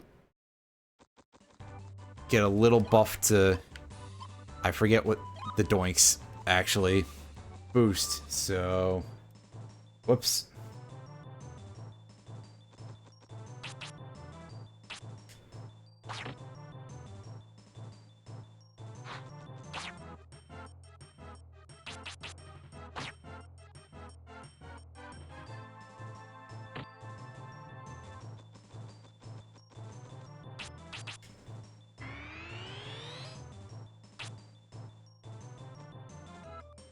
Get some evasion up.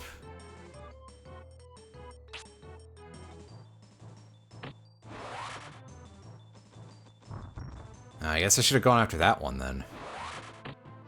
Oh, our buff disappeared pretty fast, actually. That's rough. Well, you know what? Let's take a bread and as much as I'm so like, oh, these things suck, if I recall correctly. These have, like, a lot of HP, I think. Oh, and they do, like, actual damage per hit. That's a problem.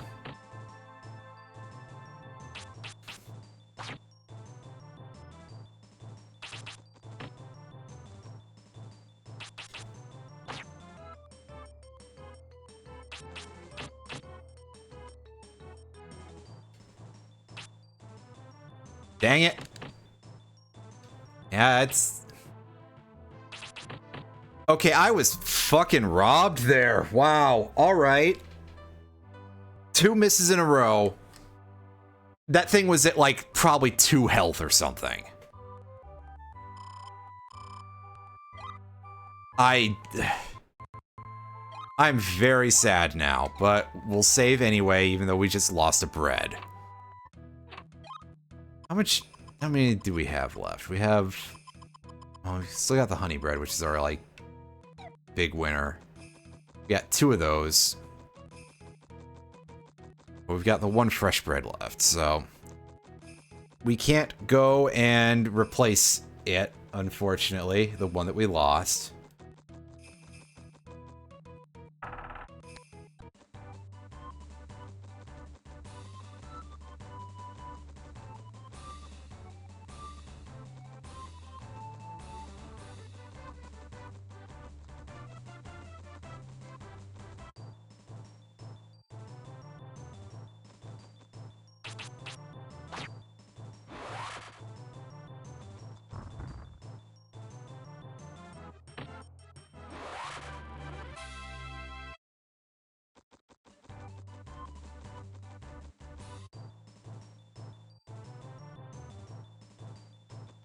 Wow, look at how far away this thing is.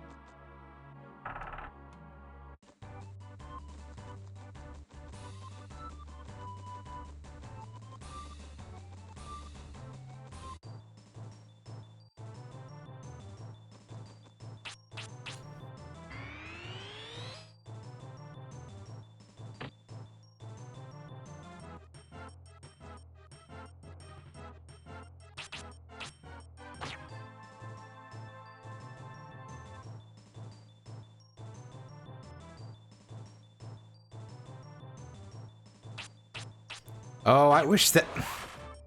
Ooh, I wish that counted because... Hey, that was a physical attack that happened and I didn't get hit by it, but... I know, obviously, that's not the deal.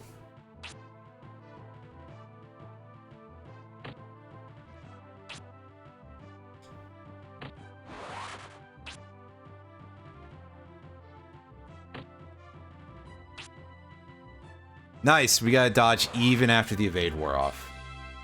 Good timing. Good times.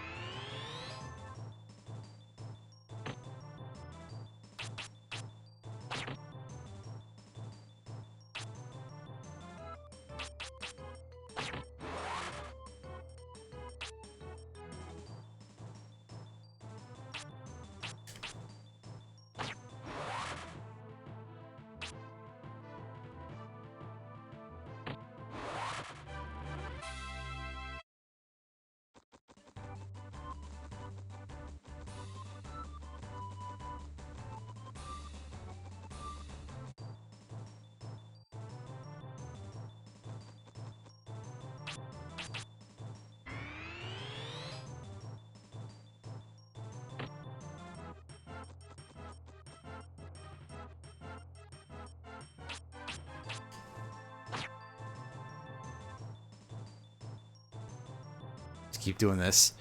Good or bad idea? Little bit in the middle, I'd say. This game kind of gets a bad rap for being a little bit on the bare bones side, but also a little bit of a, and also kind of being the main-ish RPG on the N64. Anything else in terms of N64 RPGs is significantly more obscure and actually noticeably worse. It'll probably get a little bit tiring after a while, just by virtue of the fact that a lot of it is actually quite simple, but I think it works fine. It's pretty interesting, this, like, movement system that you have of moving around a field during battles. And your attacks being based on actually aiming them a little bit. Yeah, you can kind of tell this is in an era where you were still getting a lot of developers who were like, we got to figure out something to do with these RPGs to make them not just menuing simulators, which, I mean, I'm the sort of person I think that making it just a menuing simulator is fine. So perhaps I'm a strange one to judge on something like that, but yeah, I think it's kind of fun. I think it's pretty all right. And all these, like, apprehensive sort of things are that, yeah, remember, big, long RPG, well, not the longest anyone's ever seen, by a wide margin. 2, the big thing that I think gets the most repetitive are just sort of music and also background textures. Like, this music is not, like,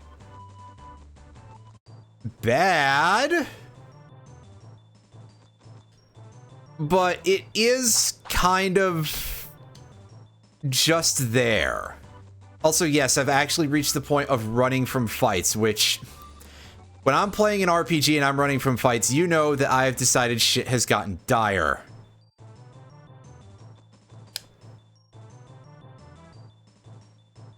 Yeah, the dungeon design can be kind of a bear by virtue of the fact that you do not have a map.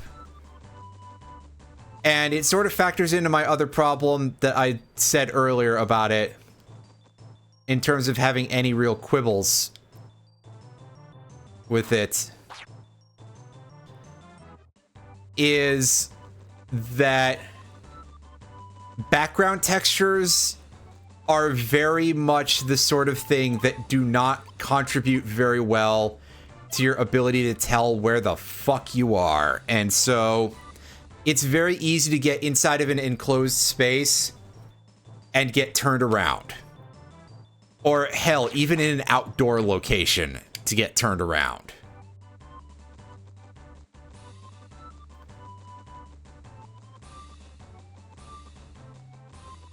I mean, to be fair, when I say that, for anyone who thinks that that's a little bit harsh, perhaps so, it is very much the nature of this particular era of games. Some pretty racist looking goblin. Yeah, those designs are a choice.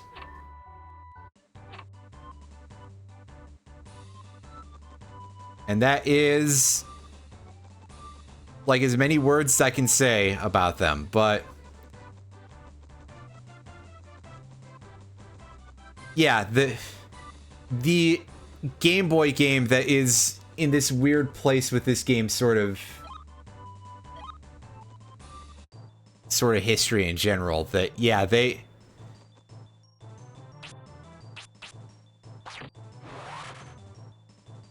That's what I've been led to understand as well from one member of the audience who has anything to say about it.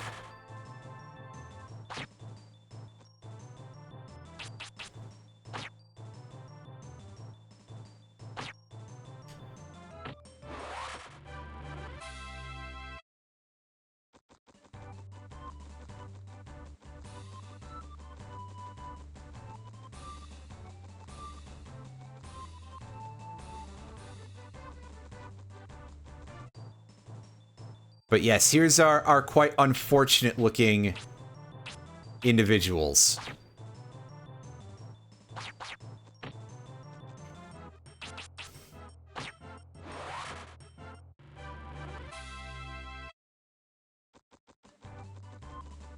Thankfully, I was gonna say, thankfully we got rid of them and don't have to speak of it again, and look who's here.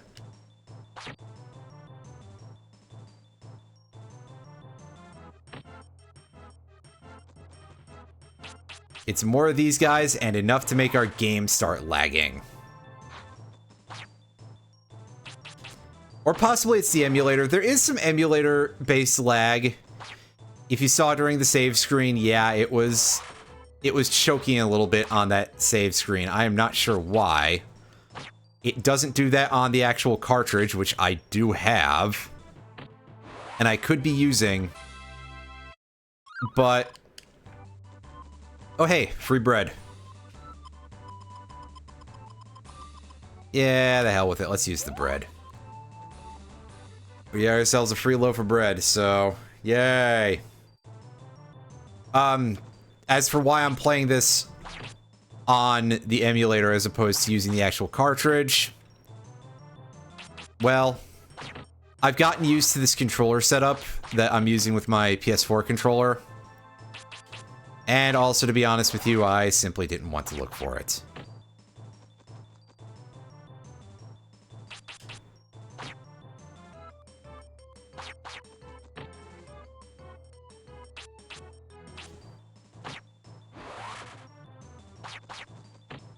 Yeah, like they're trying for more of like a horned helmet look, but with very, very small horns. And the end result has botched it a lot. Okay, this is a fight I can't really deal with because it came up so fast.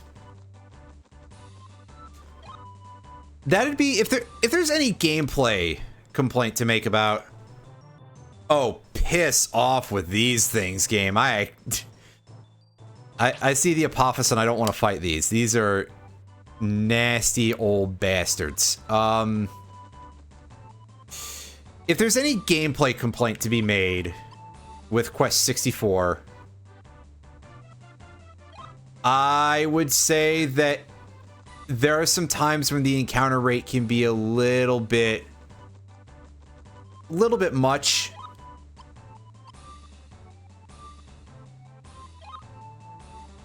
Oh, okay, I understand now. I gotta go back around to get to that. Okay, so I can at least do this fight now. Now that I have full mana. Which means I can actually, like, dole out some damage here to things. And not be reduced to just sticking them, which... the stick damage is pretty good. But it's a single target at a time, which... is a bit of a problem when there's this many enemies to deal with, and several of them are quite sturdy.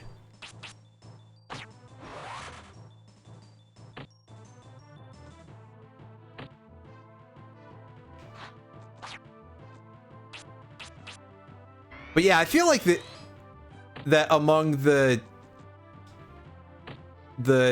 few mechanics of this game that are actually infamous because of people having anything to say about them, as opposed to just being like, oh, well, it's just kind of there.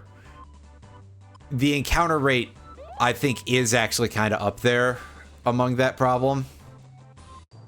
Sand attack isn't working too great. Yeah, that evasion boost. Did not get it. Okay, I wasn't completely sure because I didn't know the math on our little smaller shots. So now would be kind of a good time to use it. Yeah, especially if we get frozen, because then I don't have to aim.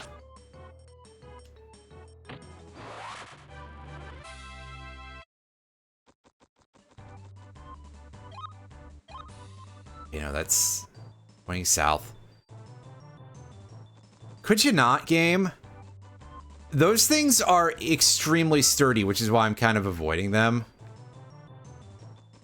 Is that it's just like, oh yeah, these suck to fight. They have a lot of HP. And I believe they are wind elemental. Which is a bit of a problem because we're doing a challenge where that's like our main way of attacking things. So it's slightly problematic when they resist all of our attacks, right?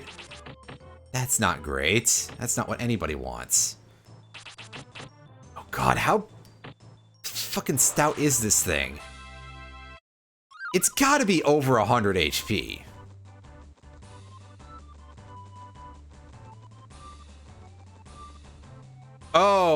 Oh, that's a pretty good thing to get then, but ultimately I don't think we want to just burn that right now. 128. Well, I guess that's a number that sort of makes sense, but it really felt like more. Can we at least get this before we get death warped back to the bottom of the map? I mean, it's not like it's that far, but it would be nice. But I'm curious about something real quick.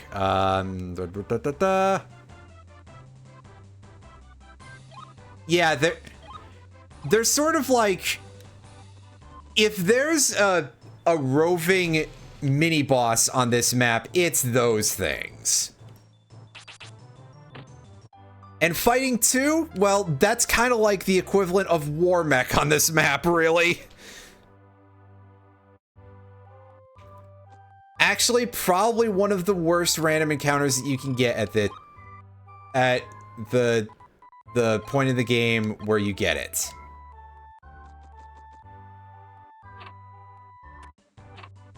So yeah. Absolutely gross. Don't like fighting him.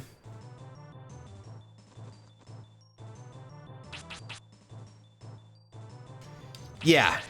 Again, because I took this up intentionally as being like a challenge run. That was very much the point, was to come into this with a thing that would not be easy. I have Power Staff. I can at least fight these guys a little bit more effective one-on-one. And I can get at least a little bit of experience on my defense stat by doing that. Just getting their craw and man fight, you know. As long as it's only one. If it's more than that, well, it's going to be split up and things get a little bit more complicated at that point. This fight is easier than it looks. Thankfully, these are good positions. Yep. Good old Brian.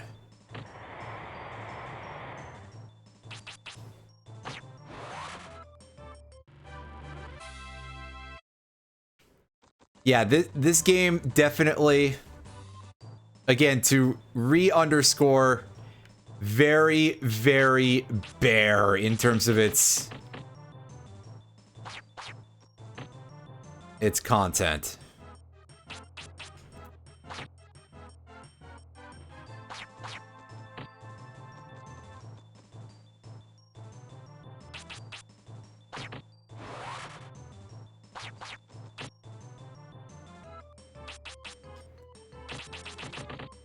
Unfortunately, I'll just think of the Brian that we know as this, and it's just like, well, it becomes a little bit odd when it's when a common name shows up, but it's like, hey, that's the name of a friend. Is you can be like, hey, yeah. Become king of the elk. I don't believe so. Or at least it's not expressed that way anyway. Alright, so put on our evade.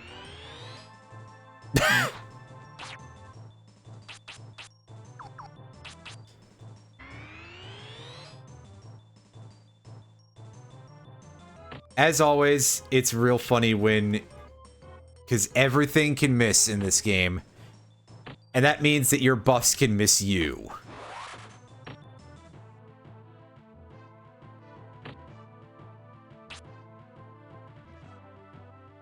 Play a good RP. I still have not played Sea of Stars, actually.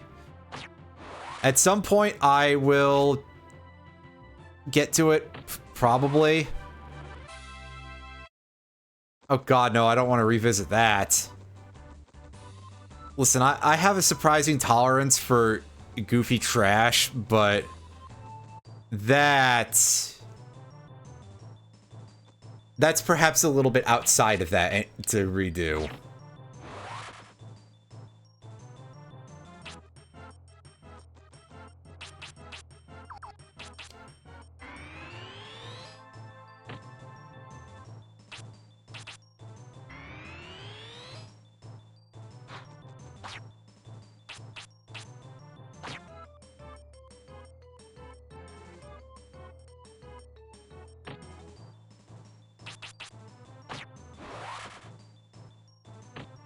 That Sonic RPG on D... I forgot about that thing entirely until you mentioned it.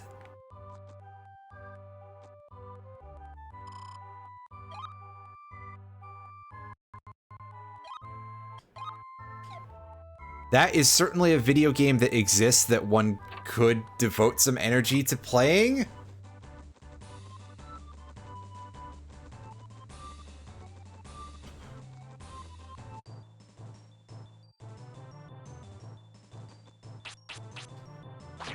Is that the one that has, like, the infamously really bad music? And I'm not talking about infamously really bad music for reasons of it being, like, badly, not infamously bad music in the way that it is for the port of Sonic 1 on GBA. Okay, I was trying to... I wasn't sure if that was the case, as you can probably tell, but... yeah, I remember that as a thing. I don't remember what the music sounds like because I've never heard it, but I've definitely heard people explain that it's really awful. Which is kind of a surprise to me because, like, even the Sonic games that are less good tend to have really good soundtracks still. At least in my opinion, as usual. Yeah, I just said something recently to Plastic Alan about, like, oh yeah, you don't have to say every time when it's your opinion, because most people can probably figure that out on their own. And yet here I am, being the person that I was just saying don't be. Oh well. It's a recurring problem with me, that's for sure. Let's just walk away from this fight.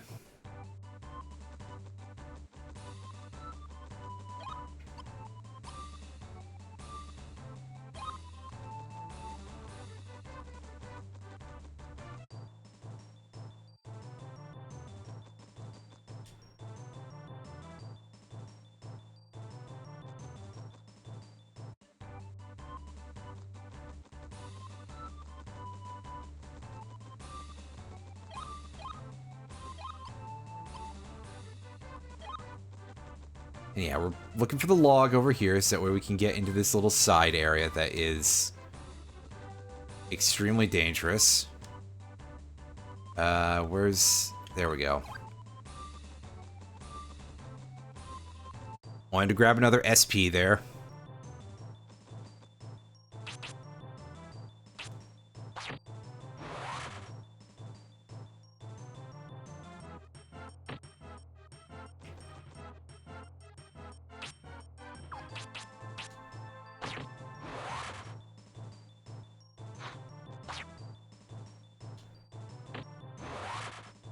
Unfortunately, these guys are wind elements, so even the closest thing I have to a useful offense here is not going to be...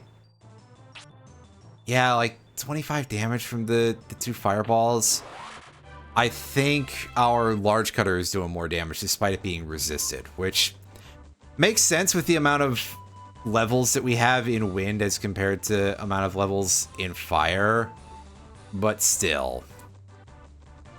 Anyway, let's go into this place. This place sucks, but there's a good amount of stuff to pick up, so...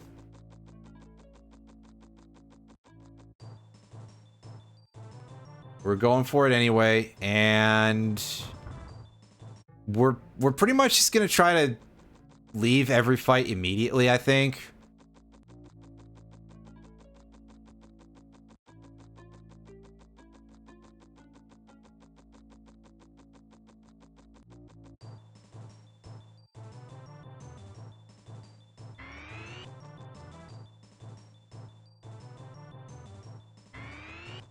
And yeah, there is our first target for this area. Grab that.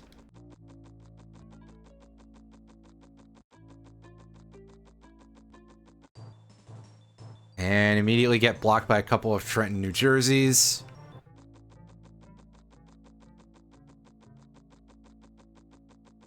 They're Treants. I think they're actually spelled correctly as Treant, but for some reason, at some point I started, like, taking up that it was very funny to refer to Treants as Trents. And then I just ended up like, hey, yeah, I'm gonna mutate this even further. So now they're Trenton, New Jersey for some reason. Well,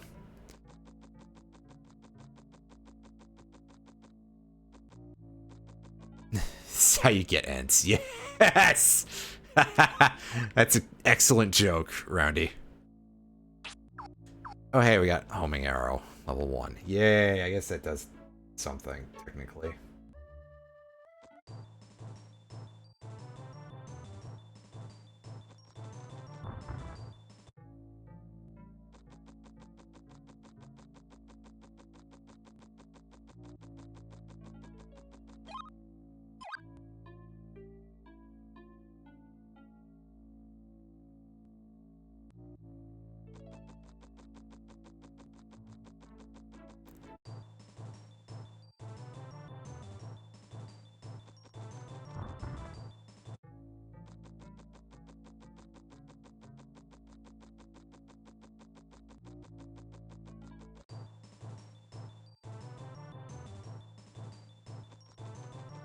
Well, listen, I'm gonna just say that at least for that last point, that I can get along with that. Fair enough.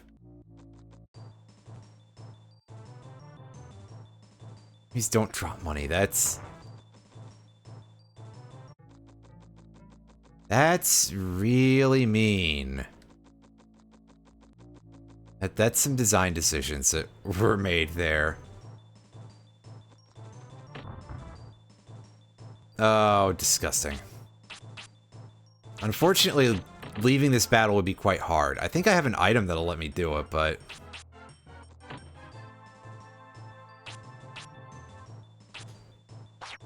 Ah, it didn't even hit.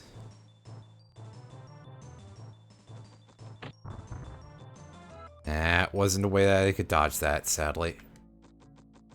That wasn't. I said not. There wasn't. I possibly could have, but I don't know what it was offhand. It just wasn't what I did.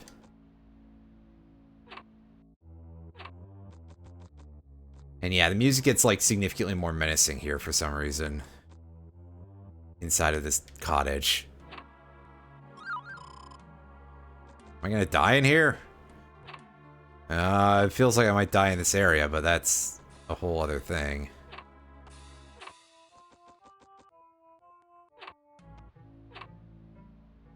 Do I have just a regular bread?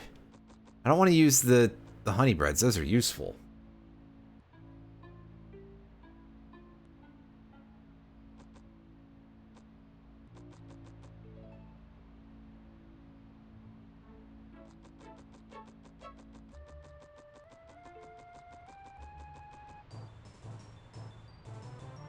Okay, these guys are just free escape, really, because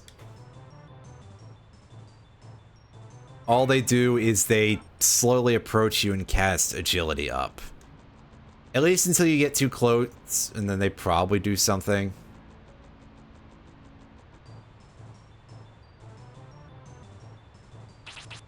Oh yeah, they do that. Fuck, I am just cornered. Well, we're the hell out of here. I'm using that thing.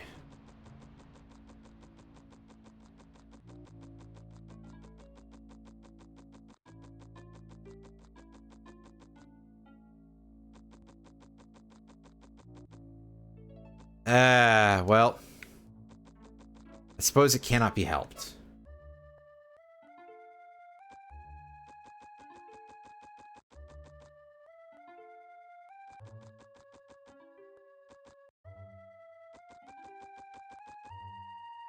How close am I to...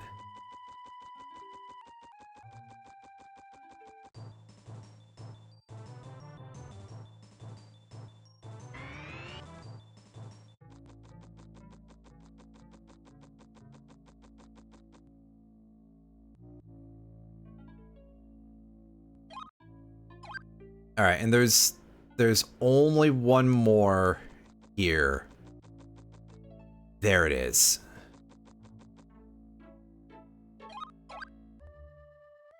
All right, so that's all of the spirits from here. I can just really just freely go die if I want to.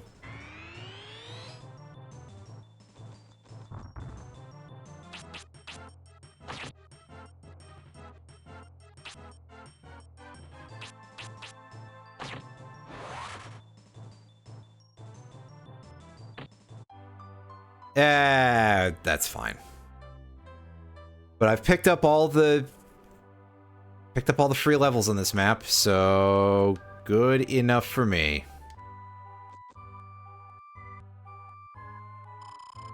I can move on and I can go back to... Yes, I got all 6 of them.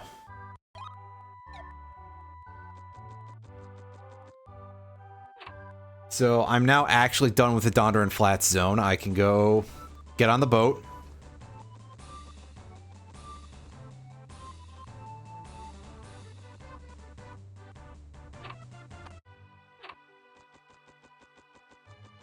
I think I can just enter and turn around again immediately, but I like to walk in and walk around a little bit.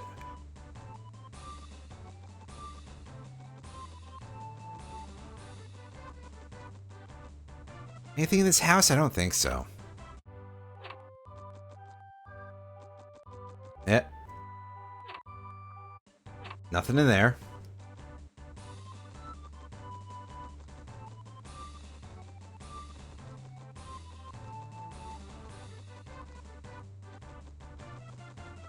Oh, is that a save point?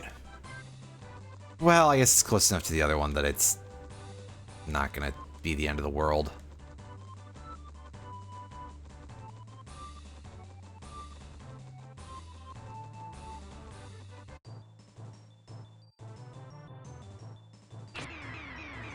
Whoop.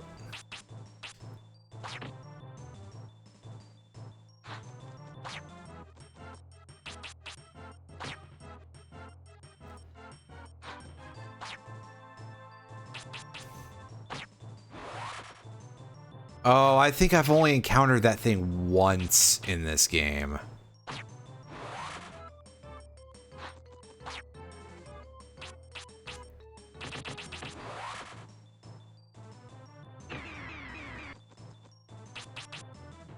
I'm not sure what debuff the Marrows are throwing at me, but it's not working, that's for sure.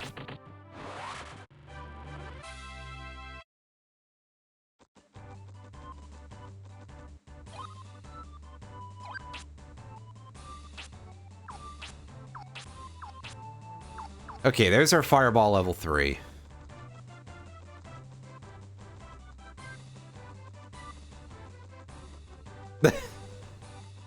I know, right? What an incredibly rude fellow this Brian guy is. Oh, it's weakness level 1. Okay. And here we got a bunch of killer rabbits. Who are not very killer because these are enemies from the first area for some reason.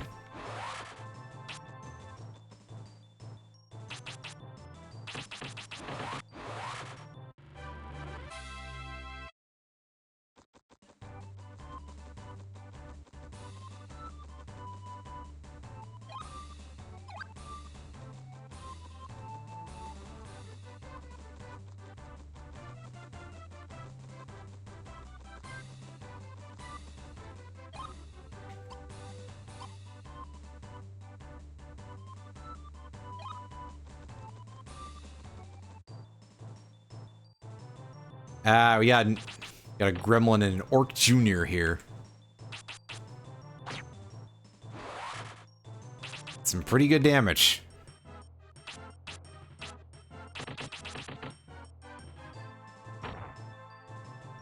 The gremlin, meanwhile, might be wind elements, so the damage from our wind cutters there would be significantly reduced.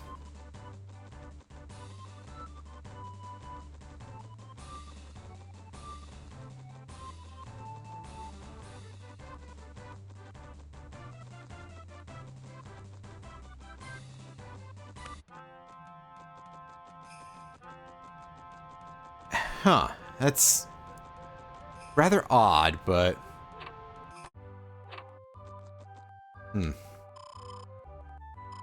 Alright, pick up this guy's blue wings, that way we can return to this city later, because...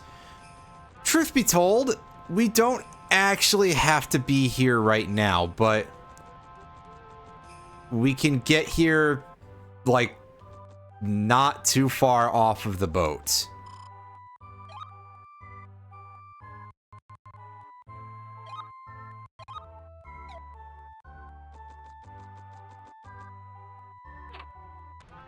Save. I got about half an hour left in the stream. I think maybe I can reach the next save point by then. Even with the amount of me, like, grinding my teeth and stuff here.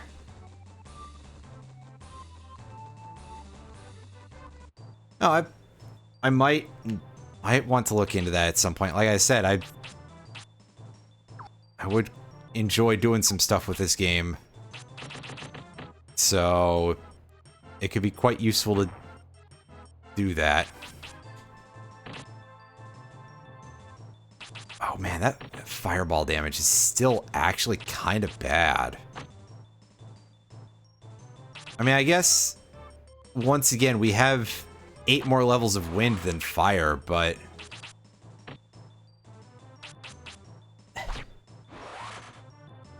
I don't know how much of an effect that would have, really. Well, that's fine. Hooray, we finally got unfrozen.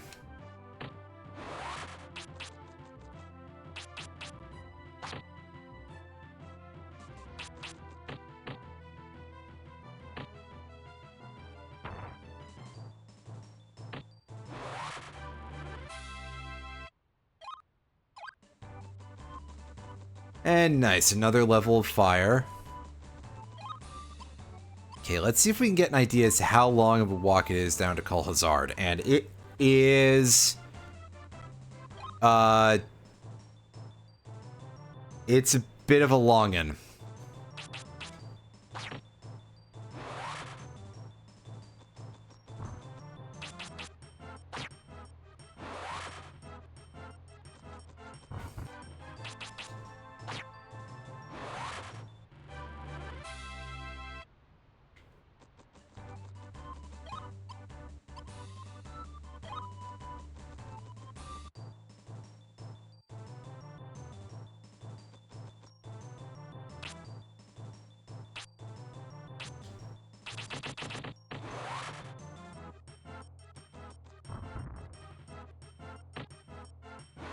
Yeah,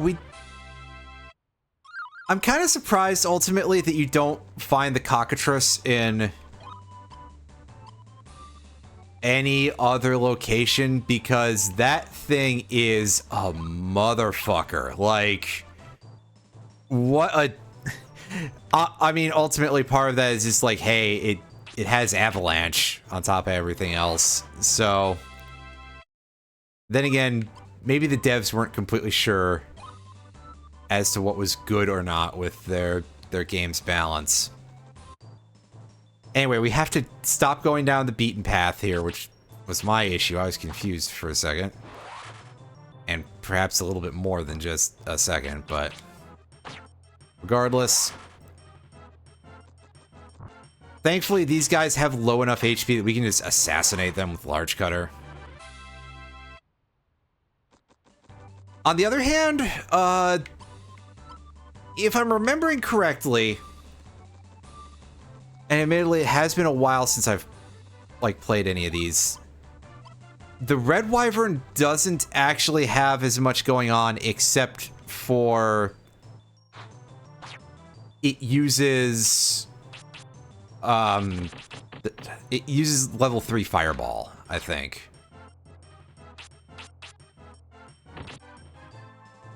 Which is a thing that we can do right now, but it's not really ideal. Oh, unfortunately, the amount of Ice Dagger spam is just like going to cause us some problems.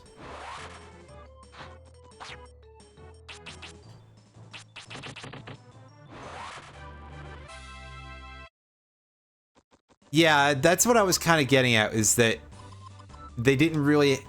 I was not led to believe that they had damage. That, like, they had Fireball level 3 and that's about it, because that's scarcely what you would consider to be an impressive move, all considered. The Wyverns deal more well, at least part of that is also, like, relative effects there. But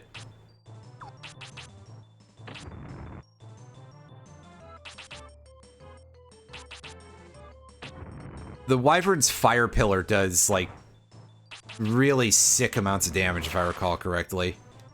And we might die to these gremlins, depending on how well or not they can hit us with these Wind Cutters, which...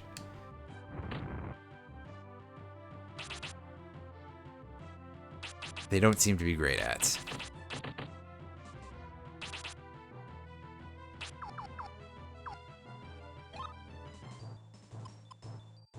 Oh yeah, they also have homing arrows. I completely forgot about that. But yeah, at that point, homing arrow damage is not, like, that big of a deal. I mean, ultimately, it's kind of not a big deal at any point in the game. It's just a matter of, like, hey, what can I actually not get hit by? And we are awash in these dewdrops, so I don't mind wasting a couple of them on a garbage encounter like this that, quite frankly, 4 gremlins, I should have just ran from that, dude. Like, what am I doing?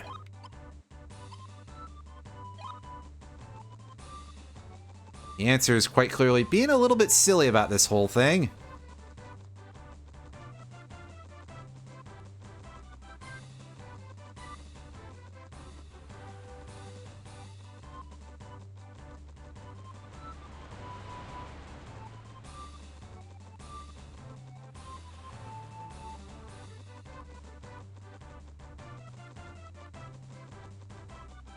But hey, we reached the other save point, so that's good.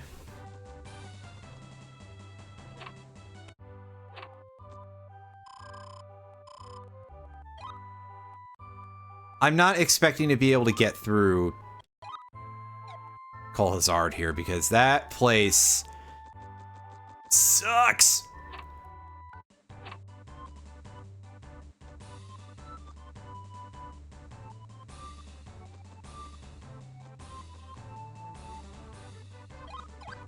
Hooray, we got Compression. A spell that's kind of funny, but which we're probably not going to use very much. Although I'll show it off anyway because it's kind of funny. Hey, it hit, but yeah, the reason why it's funny is because it shrinks the enemy's model, and I find stuff like that kind of amusing.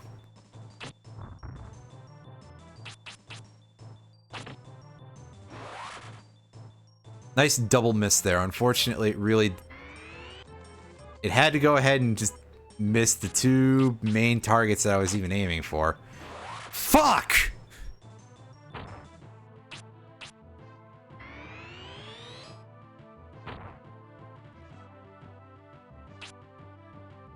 Wow, these things do not want to get hit at all. Like, hey, Brian, are you... Buddy, are you fucking okay? Are you like... Did you gouge your own eyes out earlier or something? You were that upset about the idea of going into this cave that you were just like, fuck it, I'm gonna mangle myself instead of...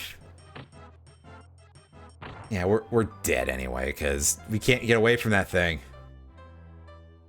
So...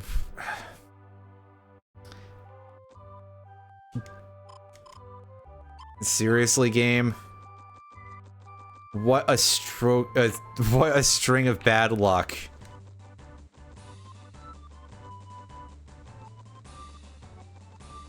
Which is a thing that happens more in this game than you would really like it to, but... Oh, did I not get healed?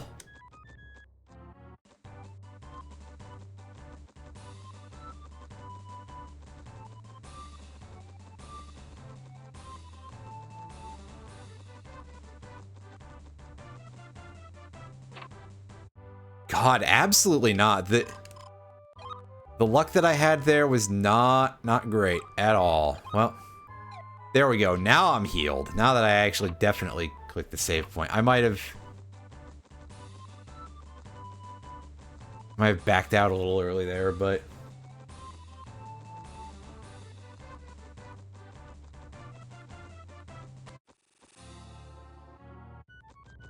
here we go. Into the long and confusing cave. The first of many long and confusing caves. Not to be confused with long and confusing forests, but...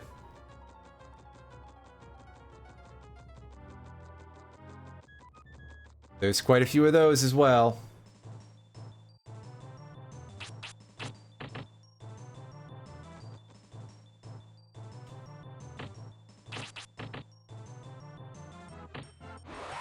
Yeah, the other ones... Well, one in particular is quite infamous for being awful. That's the wrong one. This one is indeed less bad than certain other places, but it is still quite lengthy. And it has some really awful encounters in it, so... it'll be fun dealing with those. Yeah. I say some really awful encounters, it's just the one enemy, really, but... you run into enough of them, I feel like, that... it becomes a bit of an issue.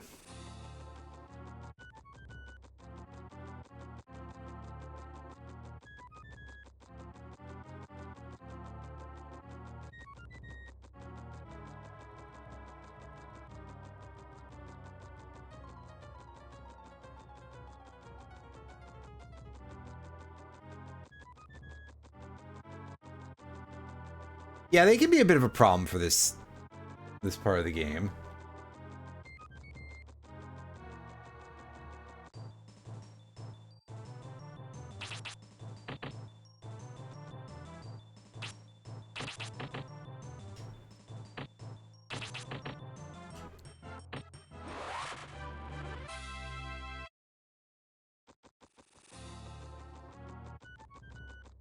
Honestly, if I die this early on, and I don't really care. I warp back. You keep all your stats and experience and stuff when you die, so it's fine, actually. Again, weird the game is generous about... this game is generous about that. But not the literal Disney game we just played before. Right?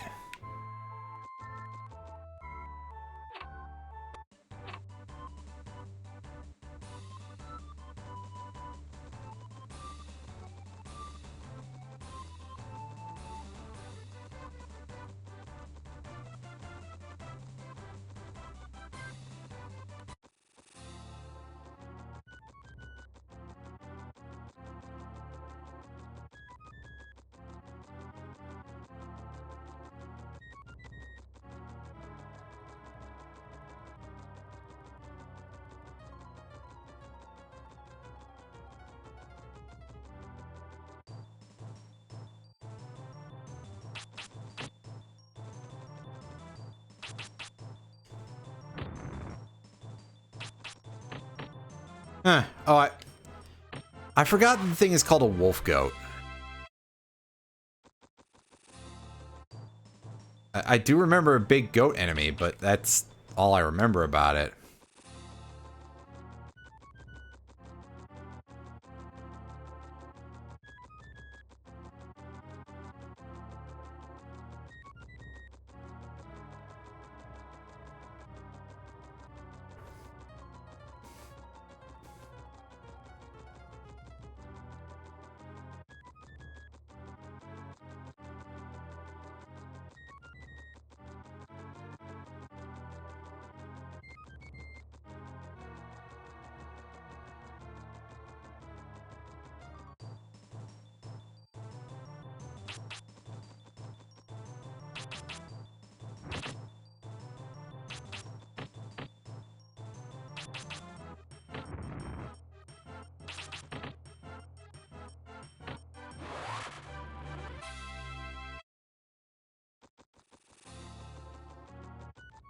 I usually end up finding at least a couple of blood gel encounters in this area.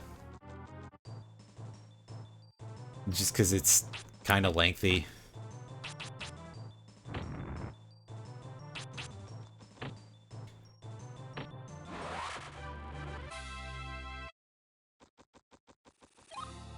That's our 43%. I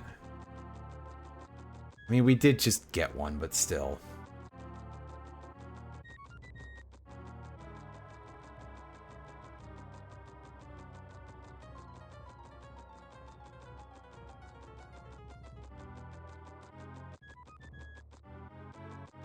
Okay, so in this cave, there's 2 spirits to pick up, some treasure chests, and a disgusting piece of shit to have to run away from every 5 minutes.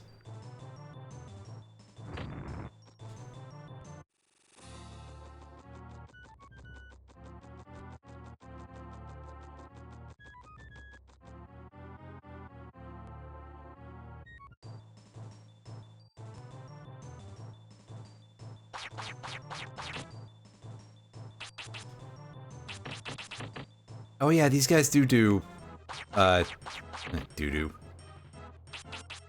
They do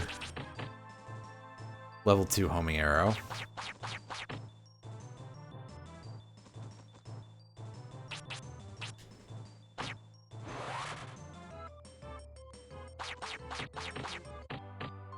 Ridiculous. Pretty fast. Yep. Yeah. Again, this place is kind of mean. To put it nicely.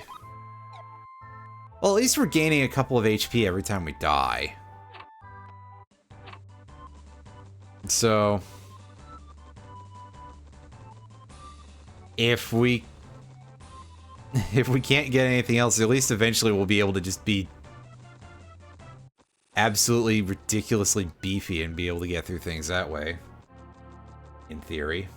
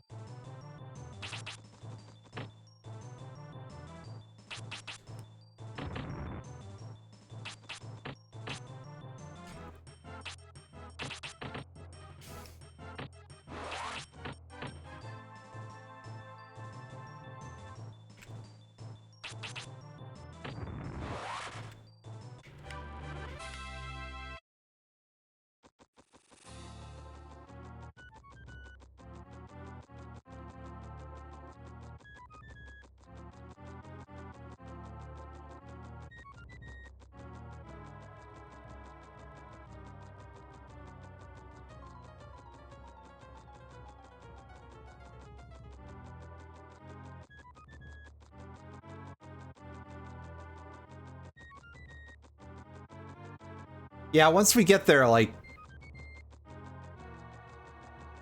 next week or later probably being a very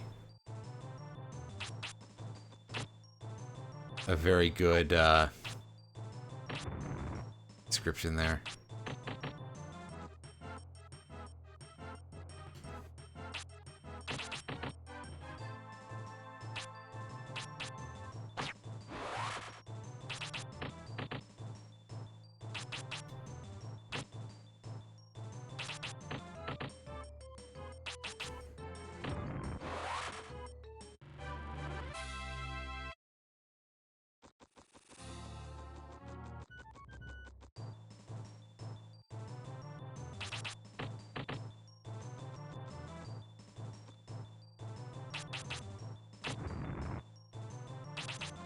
Wow, that definitely didn't look like I hit anything there at all. That's pretty good. I think I have like 2.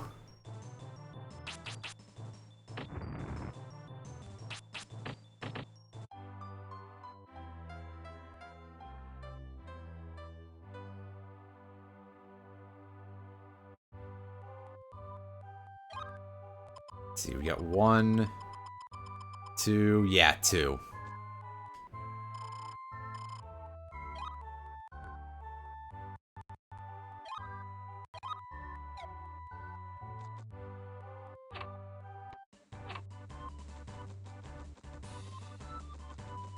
Yeah, it might be worth throwing those because we have Skelebats here, so we can have a chance to get those.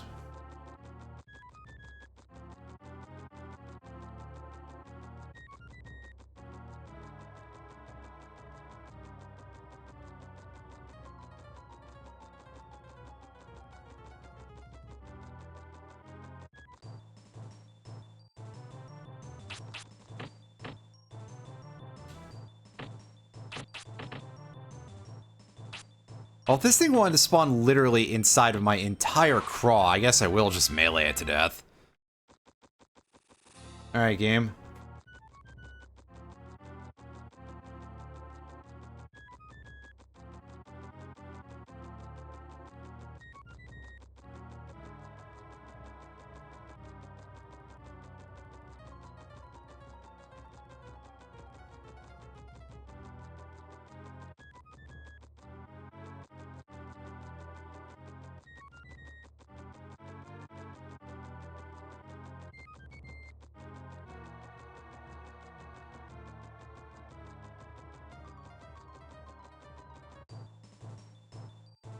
I didn't get turned around, did I?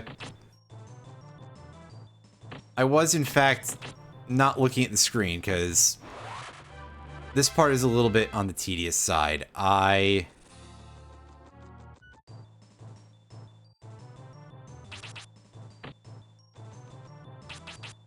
literally, since I can control with this emulator while it's not focused, I have been multitasking, because... yeah, this is kind of simple.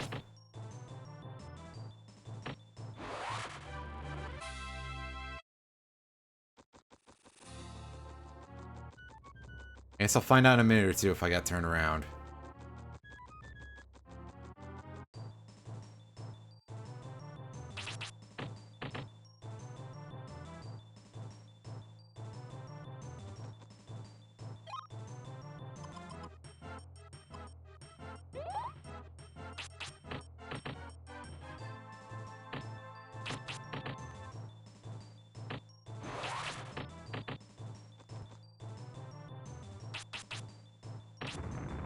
Always to my left, alright.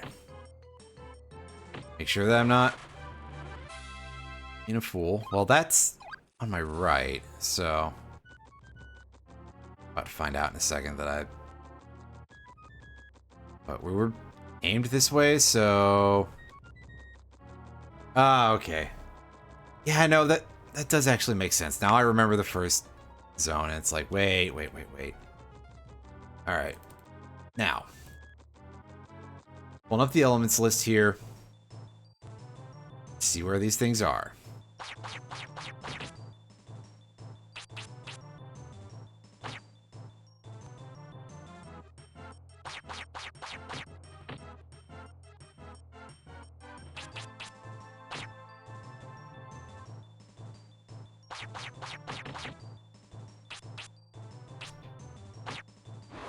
That feels like some very strong variance, having hits that do either 2 or 5 damage. That's quite wide, but of course it is because they're just spamming me with the tiniest damage that they have.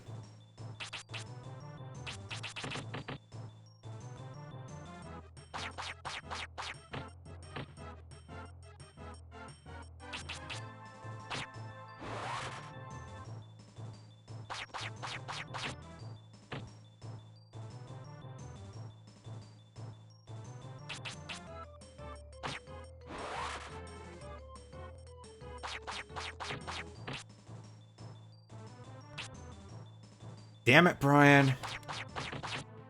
Could you, like, not fuck up like this? There we go.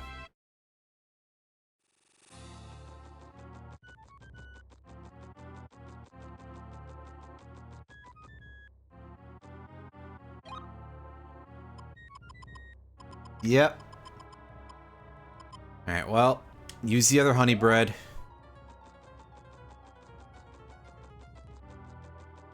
Yeah, we get a free one in Normoon, I believe. And we do have enemies that have a chance of dropping them here, so... it's fine. Honest. Why don't you believe me? Oh.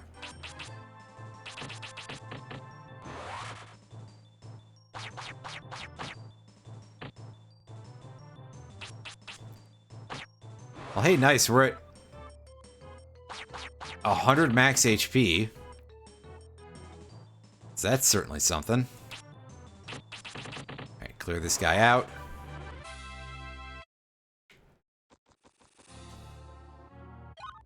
This feels incredibly early for that, by the way. Ooh, nice healing potion. Did we get a new move? Yeah, we got Power Staff level 2. That is very handy. We got scarecrows and... well, we got one scarecrow anyway. And the blood gel still.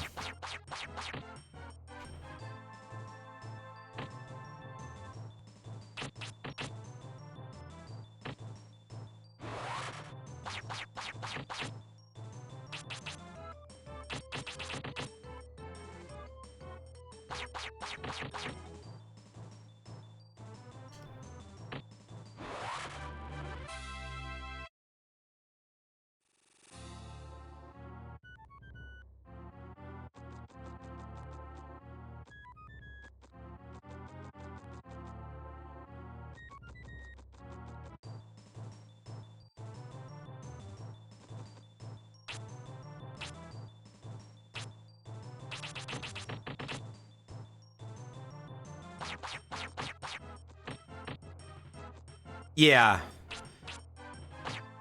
That, I remember Vampire's Touch at 32, because that was my thing of, like, I could possibly get there before I reach Zealous. And that would make the fight, like, at least 20 times easier.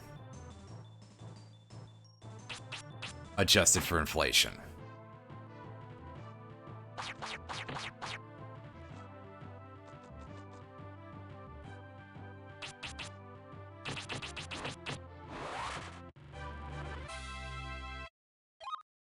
Well, hey, we got out of that fight. Good. Fuck. And, of course, we're facing right at him, and yeah, he just immediately shows up and assassinates us. Well, fuck. I didn't even get my bread back because I think Skelebats only show up on the thin areas. Yeah, that's what I was trying to do. I think there's a timing trick to dodge their fire pillar as well. Oh, they can sometimes show up with... well, that sounds like a really not great fight, because that's just basically a mini-boss then, but... I guess technically it's another source of them. Anyway, there are 7 remaining free levels for us to pick up before Zels.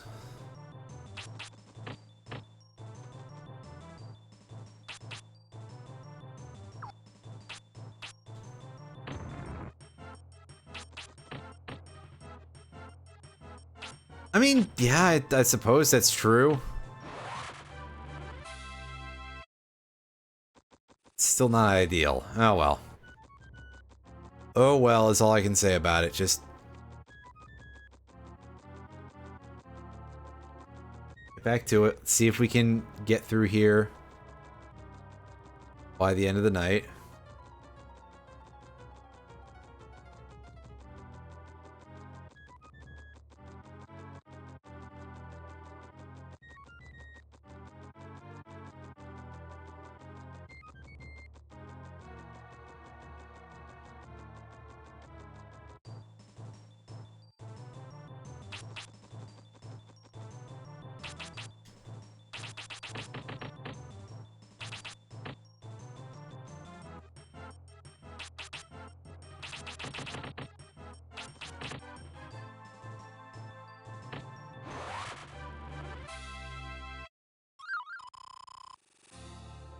Hey, we got a bread. Excellent.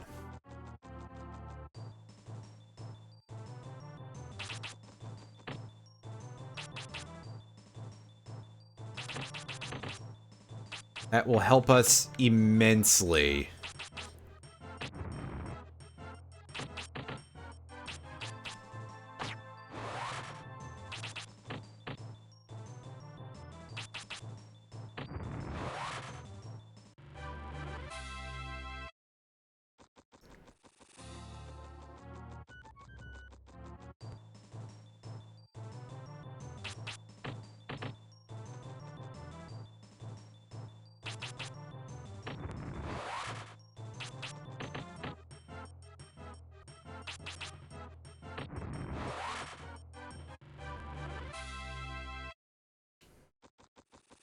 Yeah, I mean, that would definitely be the more appropriate level of difficulty, I think, but yeah, I wanted to do this as close to what my current setup would permit with hard copies as possible. And here we are, we got bone bats. I'm gonna just die from... Wow. I didn't immediately die from that. That's incredible. But we still want to get the F out of here, because we could heal in battle, but I'd rather just not deal with that, because then I've got to balance out turn usage. And you know what? Okay, dude, you want a piece? Let's fucking go. All right. I think that's 84 damage I did with a sticking there.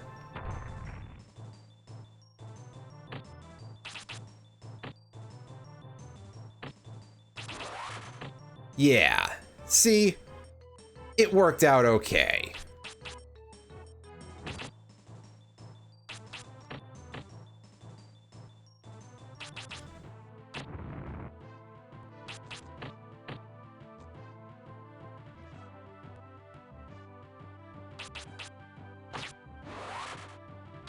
Like, these guys should be worth some experience. God, I wish I could have hit this one at least with anything before that, but well,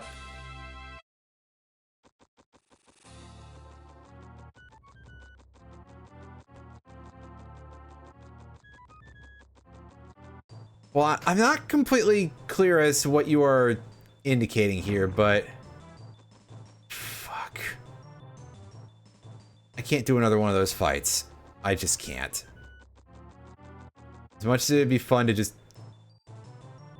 Game, do you mind? This... What's this? The 4th time that showed up in a row? 5th, maybe? Good lord.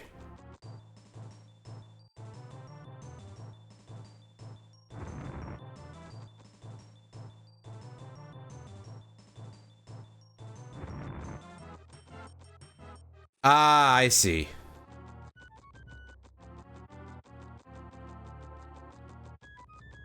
Yeah, that I think would adjust the balance quite a bit more into my favor.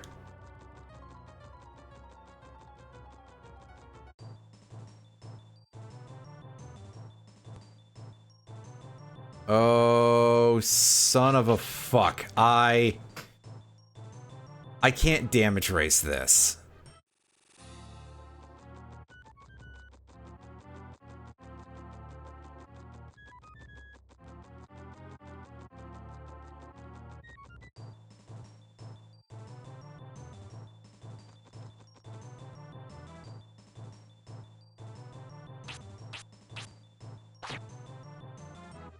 And of course I don't even hit both enemies.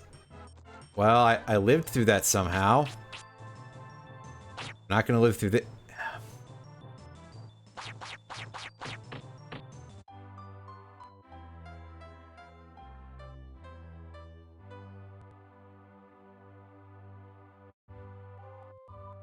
Very irritating.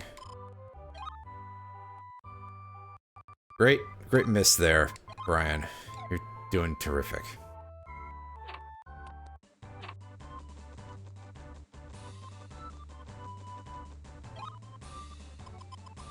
I don't want to burn the healing potion or the spirit light or anything like that, because those are all too good. Those are too useful.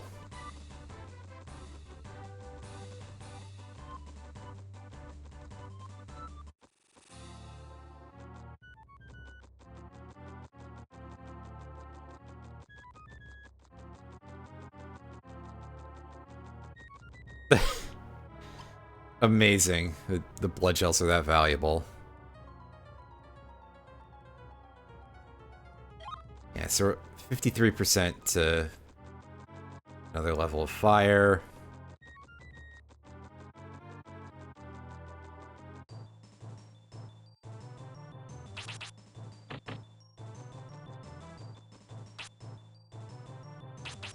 Well, we'll see when we get there, because that's an enemy on the next map over, I think.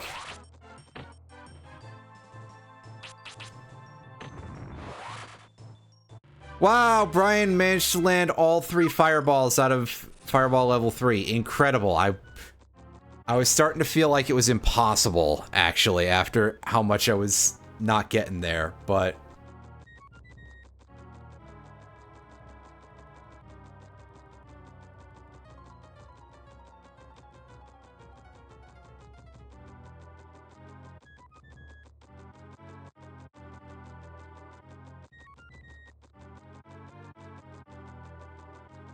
Oh, okay, I didn't realize that they were there.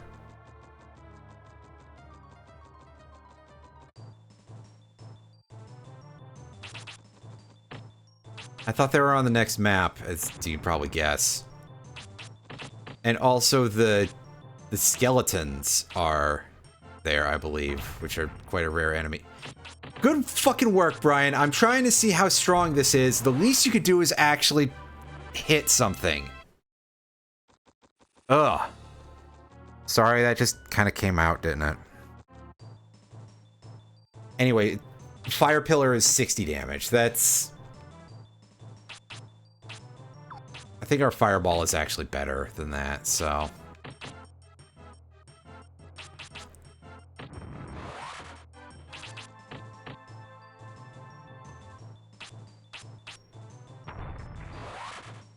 Although we'll still put that to use anyway for that kind of damage. And it's a single enemy, because why not?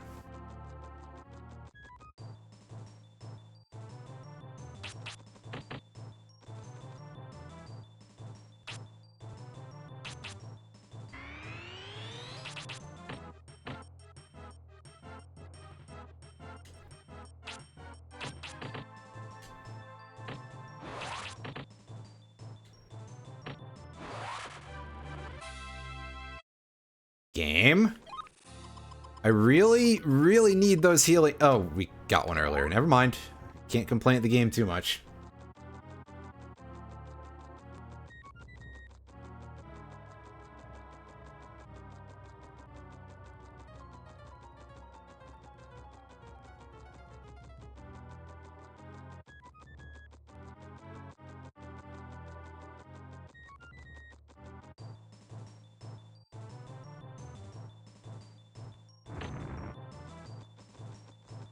Oh, this encounter positioning is god-awful.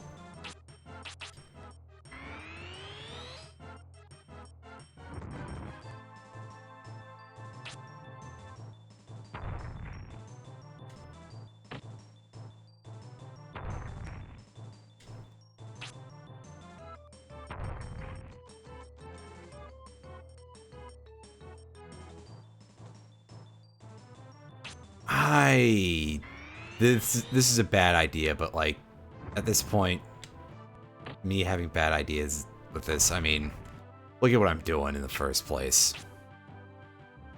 Fuck! Oh wow, we lived somehow. But it wasn't enough to kill the fucking thing anyway, of course. Good job, Brian, you useless sack of shit! I landed like 4 hits, right? I admit that I stopped counting, and it's 310 HP. 4 hits with the staff empowered is like 80 damage a hit, so...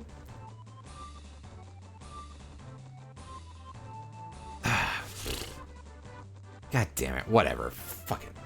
I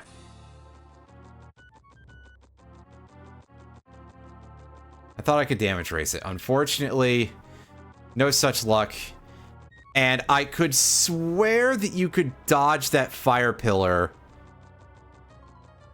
but maybe it's with a different enemy that you can dodge the fire pillar.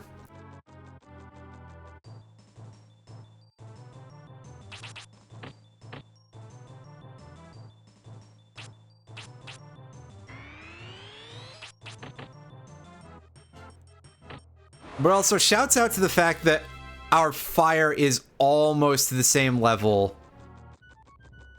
as our wind. And we're not even up to the boss that we want this for.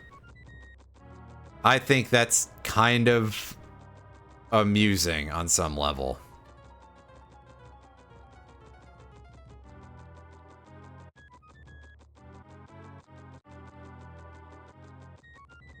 Well, yeah, that's an enemy that doesn't move. So that's a little different, I suppose.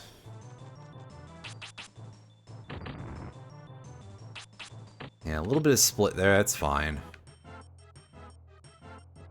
Alright, aim sideways-ish. There we go.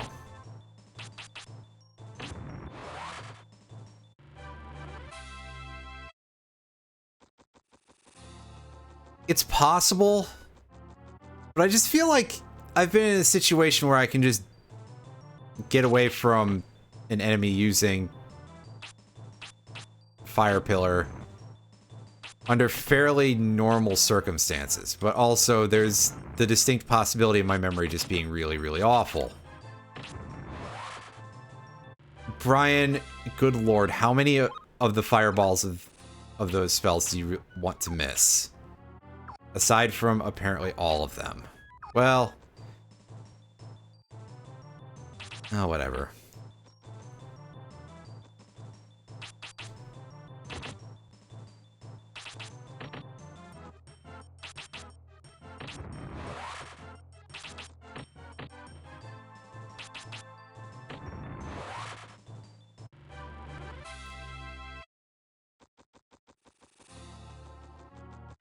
Only 7 levels before we can get Vampire's Touch, which means that I think we're basically guaranteed to get it before Zels. Alright, there's...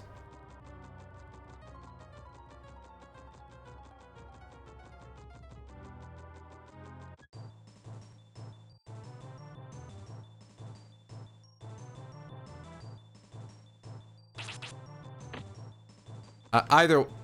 regardless, it's a lot. Let's say that. Do I dare try to take these fucking things on? And the answer is... foolishly enough, yes. Yes, I am going to dare to take these effing things on.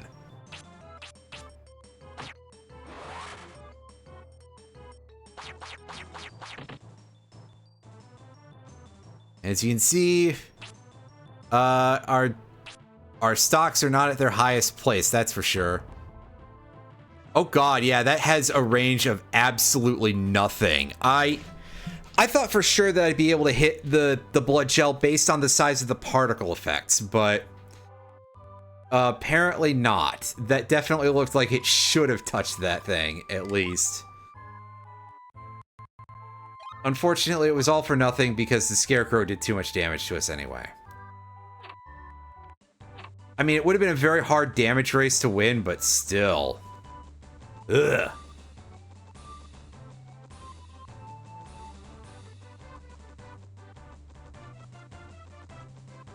Yeah. Yeah, that's what I was getting at, is that we're almost assured of it. But that's almost.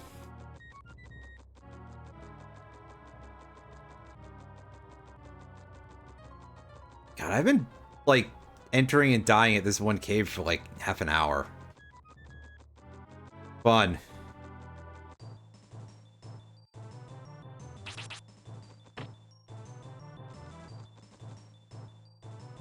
You know what? Sure, let's take this fight.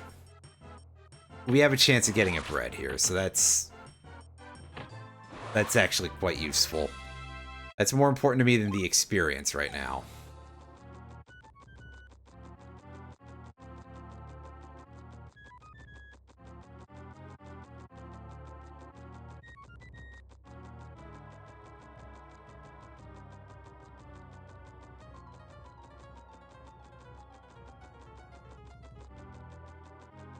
Enemy drop rates in this game seem to be awful, by the way, regardless of any of the goofy-ass mechanics behind them, and the fact that you can only get drops if you have none of that item. Just the drop rates seem to be absolutely dismal.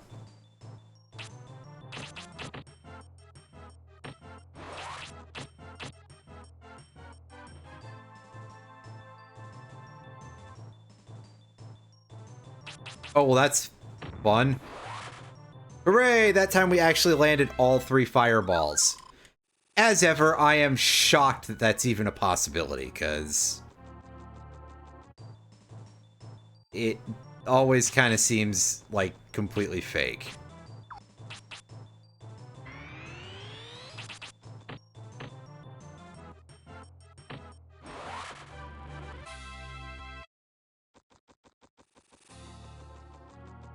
Yeah, where are these good parts of the seed earlier, right?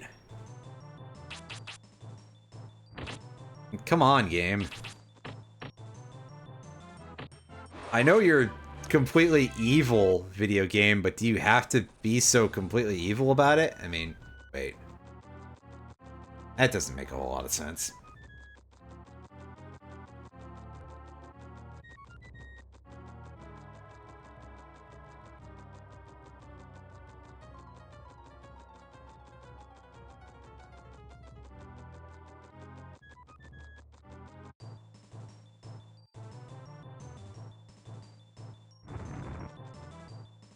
Ruh-roh. This is...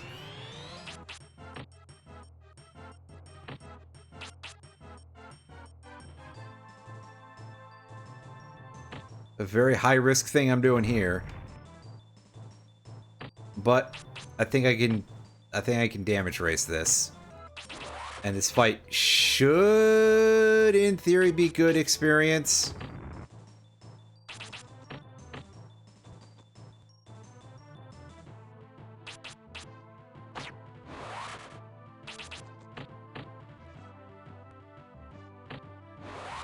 Yeah, I mean, if I was being a little bit smarter about it, I should have actually healed at the end of that fight and gotten a chance at another bread, but... well... let's just say that I fucked up.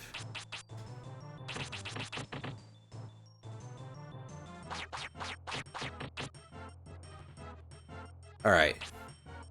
Well, let's go for our high risk, and there's some high reward for us.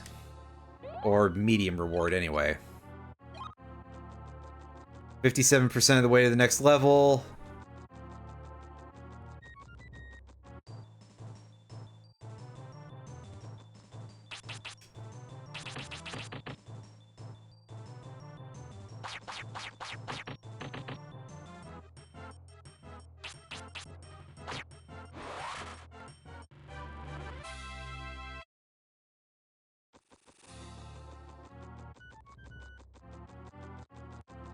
Again, I have to remember to... I also need to, like, look into any of the things that are used for redeeming stuff like that. So... keep forgetting to, also.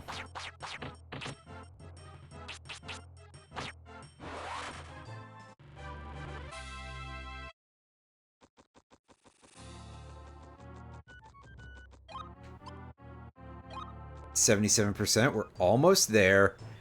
Which means that we're gonna be in a position, in terms of experience basis, to get that vampire's touch before we're out of the cave. Like, almost for sure.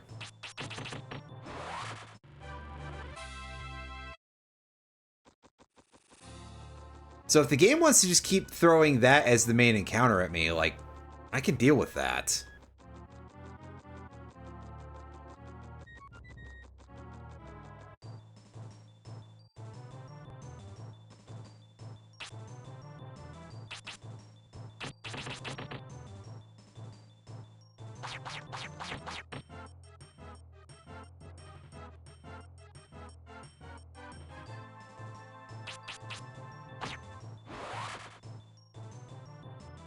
$91 damage, and it wasn't quite a kill. These things have less than 100 HP. I remember that from the last time it came up. 92? They have just a flat 92 HP. Did it deal one less than what I wanted for a kill? Because that's exactly what I would expect out of this game. Well, there we go. There's our level 26, by the way. And that gets us... not anything, actually. 97, okay. I'm surprised, because it would have been funny if it was 92. In a case like that, because, yeah.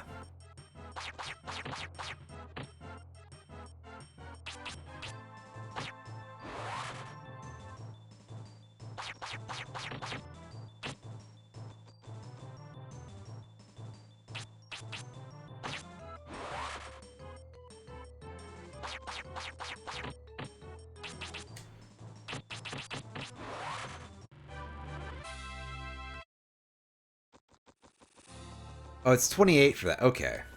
Yeah, I thought it was 26 for some reason. Well, this fight is not great. They're really putting me in, like, the worst possible position here.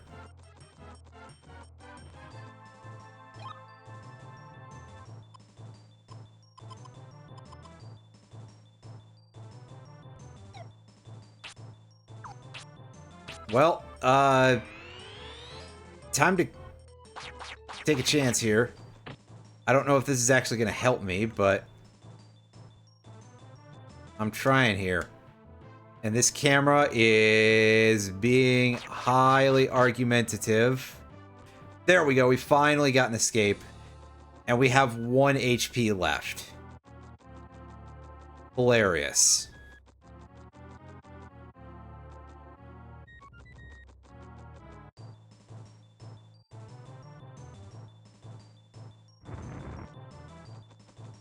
Well, at least we didn't get completely assassinated by that thing, although that definitely tried.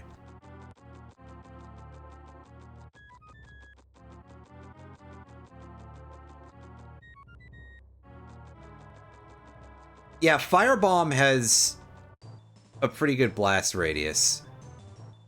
Oh, thank goodness, the blood gels are actually, like, too slow to get me, but I can't kill those like that. Oh, Hero's Drink is just mana, isn't it? Well, this run is too good right now for me to be willing to just die back. I was hoping this would be a healing item, and it's not. So, we're gonna say fuck it and use the healing potion. I mean, I'm seriously, like, I'm burning something extremely good by doing that, unfortunately. But whatever. It's that or we get kicked back to the beginning of the cave, and I don't want to. Oh, right. Yeah, because I was trying to do stuff with the L button before, and it was just like, by the way, I kind of don't feel like it.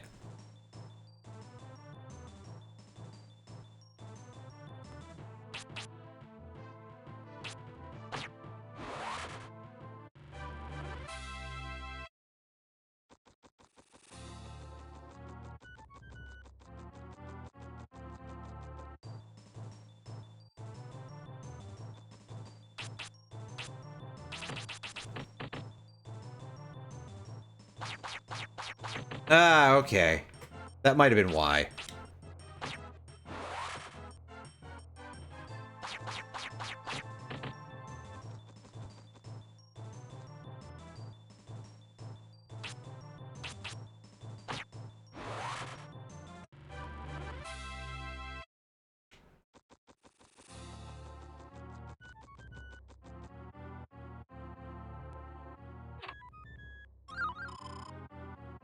Hey, we got a bread, so I guess we don't have to take Skelebat encounters now for sure.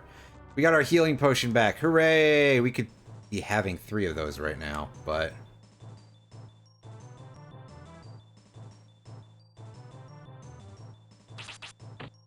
Actually, these guys have a chance of dropping bread as well, so... If this fight gets a little bit grody, I have a chance of getting one back.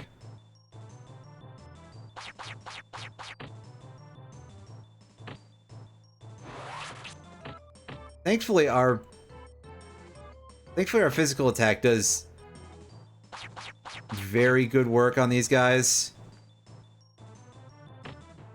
Yeah, 90-ish damage it hit.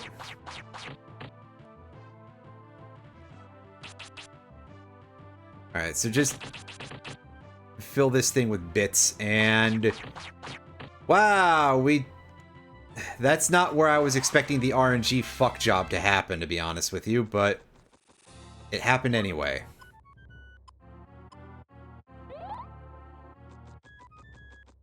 Once again, I probably should have used that in the fight. But planning and I don't necessarily get along super well. Power Staff.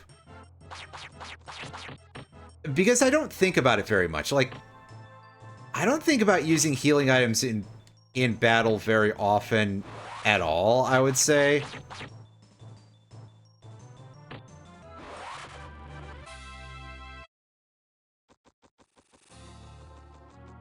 Those, especially in a case like this, those consumables are precious. Well, don't feel like that, guys.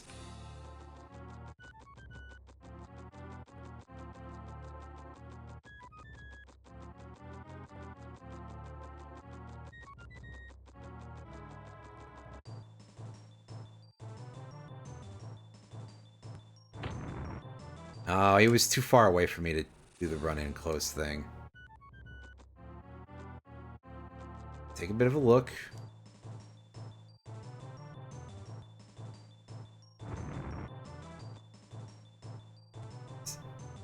And run out, and...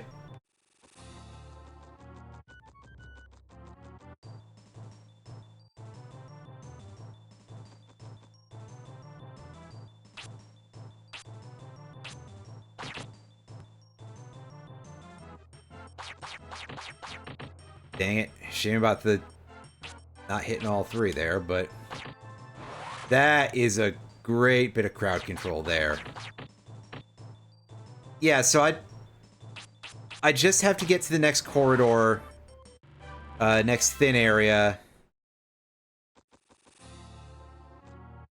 Oh, right. Oh, game, please. You really insist on placing it there? Fuck.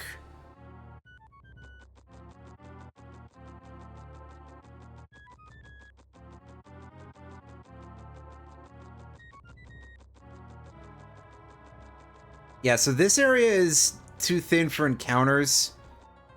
In fact, I don't even know if there's encounters in the rest of the cave, period, right? Like this weird green root. This weird beanstalk is safe. Oh, the final area has... Well, that's where I'll get ambushed and be like,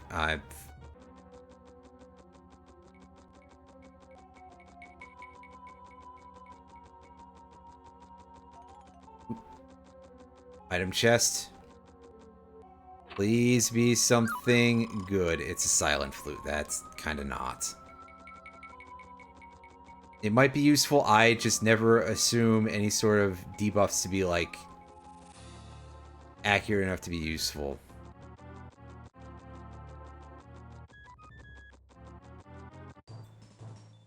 Ah, you guys.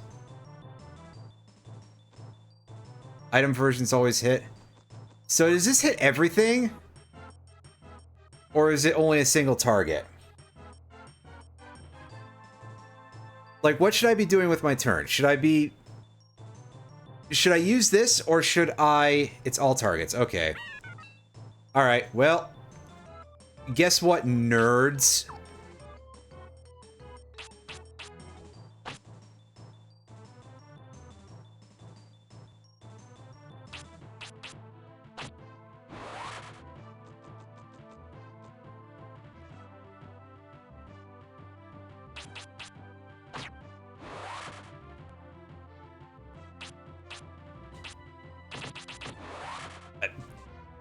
Logically, yes, I should be running away. I should be doing the smart thing there and just book it the fuck out of there. But I saw an opportunity and I was like, okay, free experience, it's worth a shot.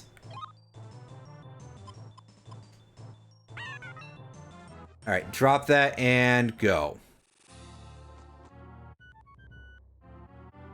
And I think I got turned around. Because the breach was very nearby. Okay, now we're safe the rest of the way, I think, right? Let me tell you, the temptation was real strong to fight those guys. God, now that I see the amount of EXP I have... I'm surprised. I feel like I should have done it anyway, but... We're not going to think about that for now. We're going to keep walking the rest of the way through this tunnel.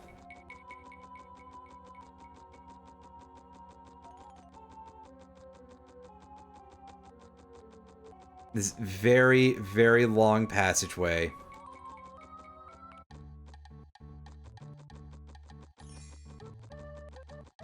We're gonna pick up the 3 spirits here. We're gonna save. I'm gonna go, wow, another 3.5 hour VOD. Wow.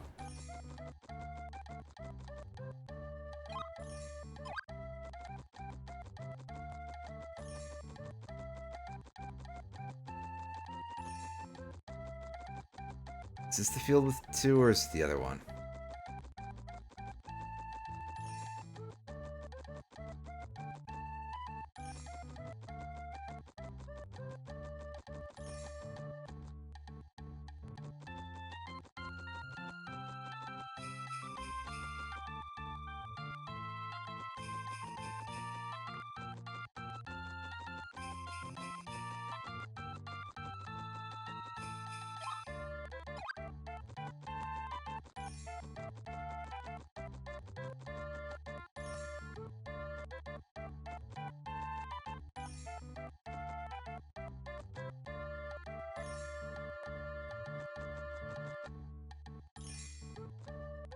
mean, it could very well be.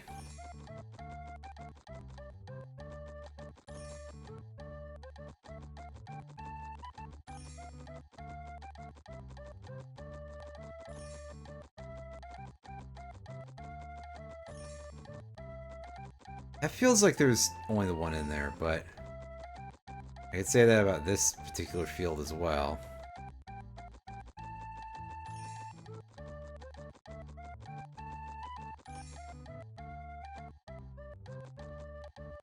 Okay.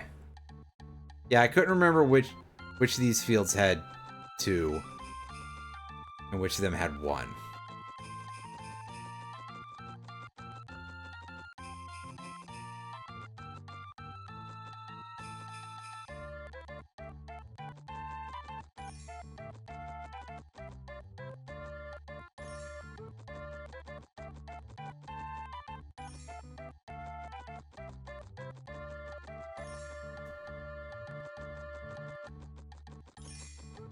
So I feel like I should save and everything first.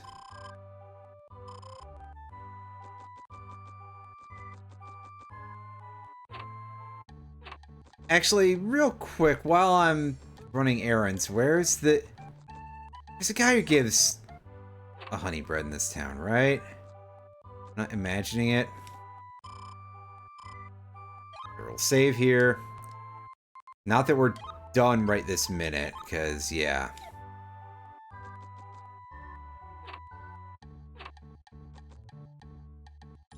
It's in one of the last houses, okay. Because I'm like, I think there's some chests somewhere in town, so I should probably also make sure that I get that before I... that. There we go.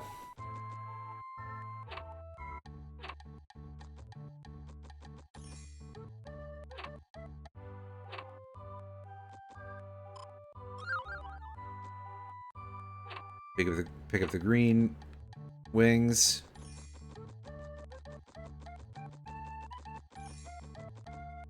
I thought I saw it for there it is. Yes, thanks to it being nighttime. The screen was darkened just enough to make it easier for me. Alright, let's go in the windmill. Go pick up our items.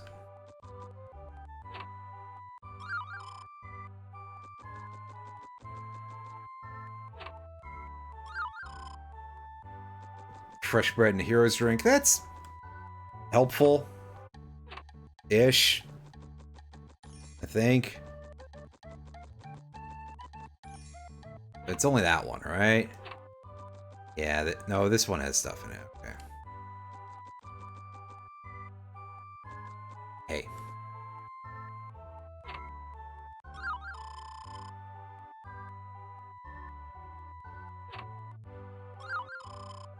And some more fresh bread. Those are all quite helpful.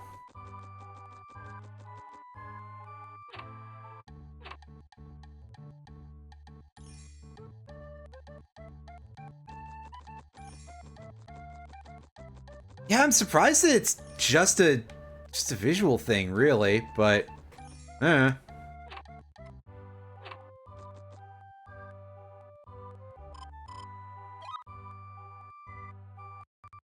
Anyway, now we can save properly now that we've gotten everything in the area, and that will do for today. Damn, that was kind of stressful at times, but we got through. We got up to really about where I thought I would, because I figured I was going to be stuck in some of those dungeons for absolutely the hell ever, so yeah.